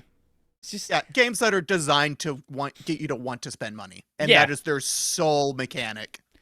Gacha games, like all of these anime games, like Genshin, Wuthering Waves, all of these games are they're just FIFA for weebs. Yeah, what really sucks is games like Zenless Zone Zero, where there is an actually fun game in it, but you have to buy all the skins in order to be able to progress part of the game. Where it's like, God fucking, why did you also have to make it good? Yeah. Not only do I not only do I not want to pay it because it's a gacha game and I have to waste money, but also now I'm pissed off because of that. Yeah. Because it's actually a fun game. No, I get it. We probably should be wrapping this up at some point soon. Because I think good luck with that. I think we're past the 2-hour mark now. I reckon. Or close to it. I think we just passed it if we hadn't already. Okay, well, I guess we can wrap up then, because I gotta go see my sister afterwards anyway. Did you get through all the points you wanted to? Anything left? We didn't talk about Apple's liquid glass. Well, you can do that real quick. Or as their original thumbnail said, liquid ass. They had to move the text for that one. Real quick. I don't have a whole lot to say on it, so it shouldn't take too long. But generally, my thoughts on it are that it looks fine. It has the same complaint that I have with Material U and stuff that Google's latest Android designs do. Fine minus the clear theme. The clear theme is not fine. Haven't seen specifically. Let's see. I'm gonna show you the clear theme. Liquid glass. Here you go. Enjoy. Clear. Enjoy whatever this abomination is. Ew. There's no contrast in anything. I don't know why they thought this was a good idea. Gross. I mean, it looks cool if you have like a minimalist background. And then as soon as you throw something with detail behind it, it all falls apart. Yep. Well, no, it's less detail, more a really bright color. The demo, they showed a demo where they were using like a yellow background. You don't put white on top of yellow. Jesus Christ. It did not work at all. Yeah, this image is kind of low res, but I do think the dark version looks considerably better. People have been complaining about it, and there's issues with like motion, but I think their dark and light theme still looks perfectly fine. Yeah.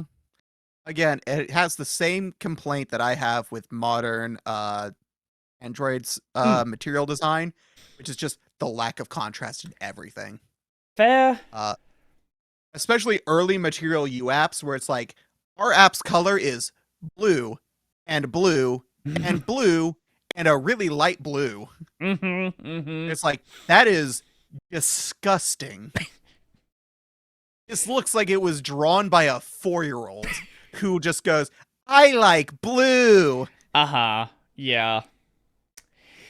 I don't know. I do think we're going to see a lot more companies trying to adopt this style of like Apple vibe did. to Everyone's it. going to try to copy.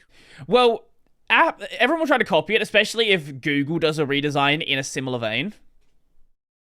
Yeah. Google's Material U design is part of what made me go back to rooting my phone. I hadn't rooted in years, but as soon as I was required to use that, I was like, all right, fuck it. I'm getting a phone that I can root because that is the only way I can stand to keep using this. I use my phone to such a minimal extent that any change just doesn't even, I don't even realize it's happened. Like, oh, okay, that's Most good. of the time I did. All the way Android, like, what was it? Marshmallow, all the way through like Android 11. I basically didn't care about any changes. Yeah. It was only like 12 or 13, whichever one they introduced Material U design in. That was like, oh, this is horrible. This actively makes my phone worse to use. Oh wow, I forgot about. You know, I'm looking back at Marshmallow right now. Have you ever like seen or used like KDE on a mobile? Not on a mobile device, no. Have you ever seen it? Yes, I've seen some screenshots. Marshmallow. I'm 99% sure KDE is like basically just copying Marshmallow. I really liked Android Marshmallow's design, especially HTC's version of it. Because that was when I had an HTC. I had the HTC N. One before the phone that killed the company in the phone market. Where they were talking about like potentially making it have no buttons and everything was capacitive on the side. Which is a terrible idea. I'm surprised Apple hasn't done that. I think they tried and they failed.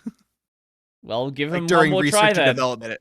I'm pretty sure there were rumors about them doing that, and then it just never released. Imagine if the touch bar went even like it went a lot better than it did, and then just replaced the entire keyboard with it. Oh no! I could see them doing it. Yeah, I could too. That's the worst part. But yeah, I root my phone now because by default in Material U design, you have 4 items in your swipe down menu, and then expand it and you get 6. Right. That's awful. With it rooted, I have changed that to where on my swipe down menu, the half open, I have 9. And at a full swipe down, I have 12. Okay.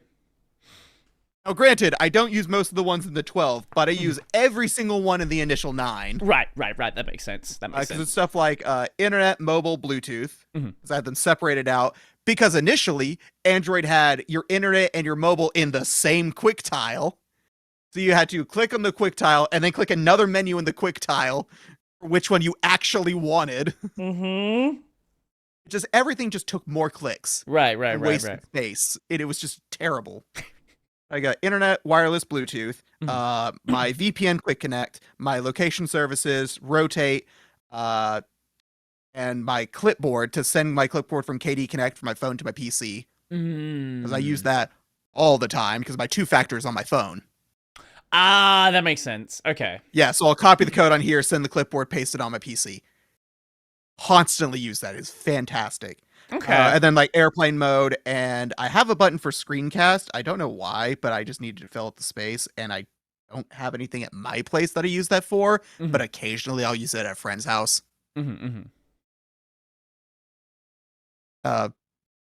Those I use constantly, so I have those in my little top one, and then the rest are stuff like I can turn on or off Do Not Disturb, I can turn on or off for hotspot, battery saver, those sort of things. I don't even know what my phone has.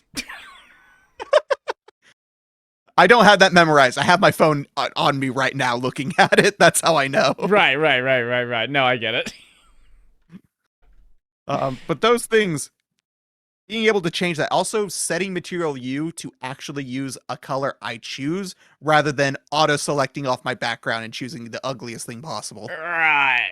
You know, we love auto contrast. It works. It's like, all right, I'll set a picture. My background is the picture of Tai from Persona 5 because goth waifu. And by default, when it's like, you want the ugly brown color from the background, right? That's what we're gonna make your tile icons. It's like, No, you fucking idiot. Make it blue like her hair. Yep. Anyway, we probably should be wrapping this up now. I actually do have to We head should out. be wrapping up. I do have to head out soon. TLDR, the glass thing is gross, but lacks contrast. That's Google. Colors are cool. They lack contrast. Stop getting rid of contrast. I need to be able to actually read the text. Okay, let people know where they can find your stuff. My main channel is at Rogue Ren. I'm going to be trying to post there again. The stream channels, though, for video game streams are Rogue Ren Live and Twitch. It's you have Rogue Ren. You have a separate channel for streaming. I didn't realize that. Yeah, for the YouTube side, because DMCA stuff. It makes sense. Okay. And that is the sole reason why I split it up. You You can follow me on Blue Sky at rogueren.net, or you can go to my website, rogueren.net, and see all my other social platforms. I still have Twitter listed on there. I haven't posted on Twitter in years now. So. Your last post was it was a repost from December 2024. But you have an actual post? I have no idea when an actual post happened. No, I did comment one thing like a month or so ago because of Stellar Blade adding Denuvo into their game. And I had to explain to someone how Denuvo requires you to re-verify. People still think that it's just a one-time thing at install. Yay, I love having to explain the same thing over and over again to people and they never learn. Just make a video on it and link them to it. Just don't explain it. I should just grab Mudahar's video and just link it to them. Yeah, that works. That works as well. That should be everything. So yeah, rogueren.net has all my socials. Okay. Both the normal channel and the stream channel and my Twitch and Blue Sky and my Mastodon. Though I'm mostly on Blue Sky. Awesome. My main channel is Brody Robertson. I do Linux videos there 6-ish days a week. Sometimes stream there as well. I'll check that out, see what's over there. I've got the gaming channel, Brody on Games. Right now I'm playing through Ori and the Will of the Wisps and Kazan the First Berserker. And at some point we need to do another collab stream, Ren. I don't know, like... We really do. Apparently Split Fiction's really good, and we played the other games already, so maybe we should do that. That's been the thought of just, I should grab that and we should do that. I've got the React channel, Brody Robertson Reacts. I upload clips from the stream there. And I've got this channel. If you're watching the audio version of this, you can find the video version on YouTube at Tech Over Tea. If you'd like to find the audio version, it's on Spotify. It's on every podcast platform. Spotify has video, which is cool. And there's an RSS feed as well. So, Ren, how do you want to end off the show? What do you want to say? Stop buying games with Denuvo. But Stellar Blade. Buy it on console, just don't buy the Denuvo version. Fair point, fair point.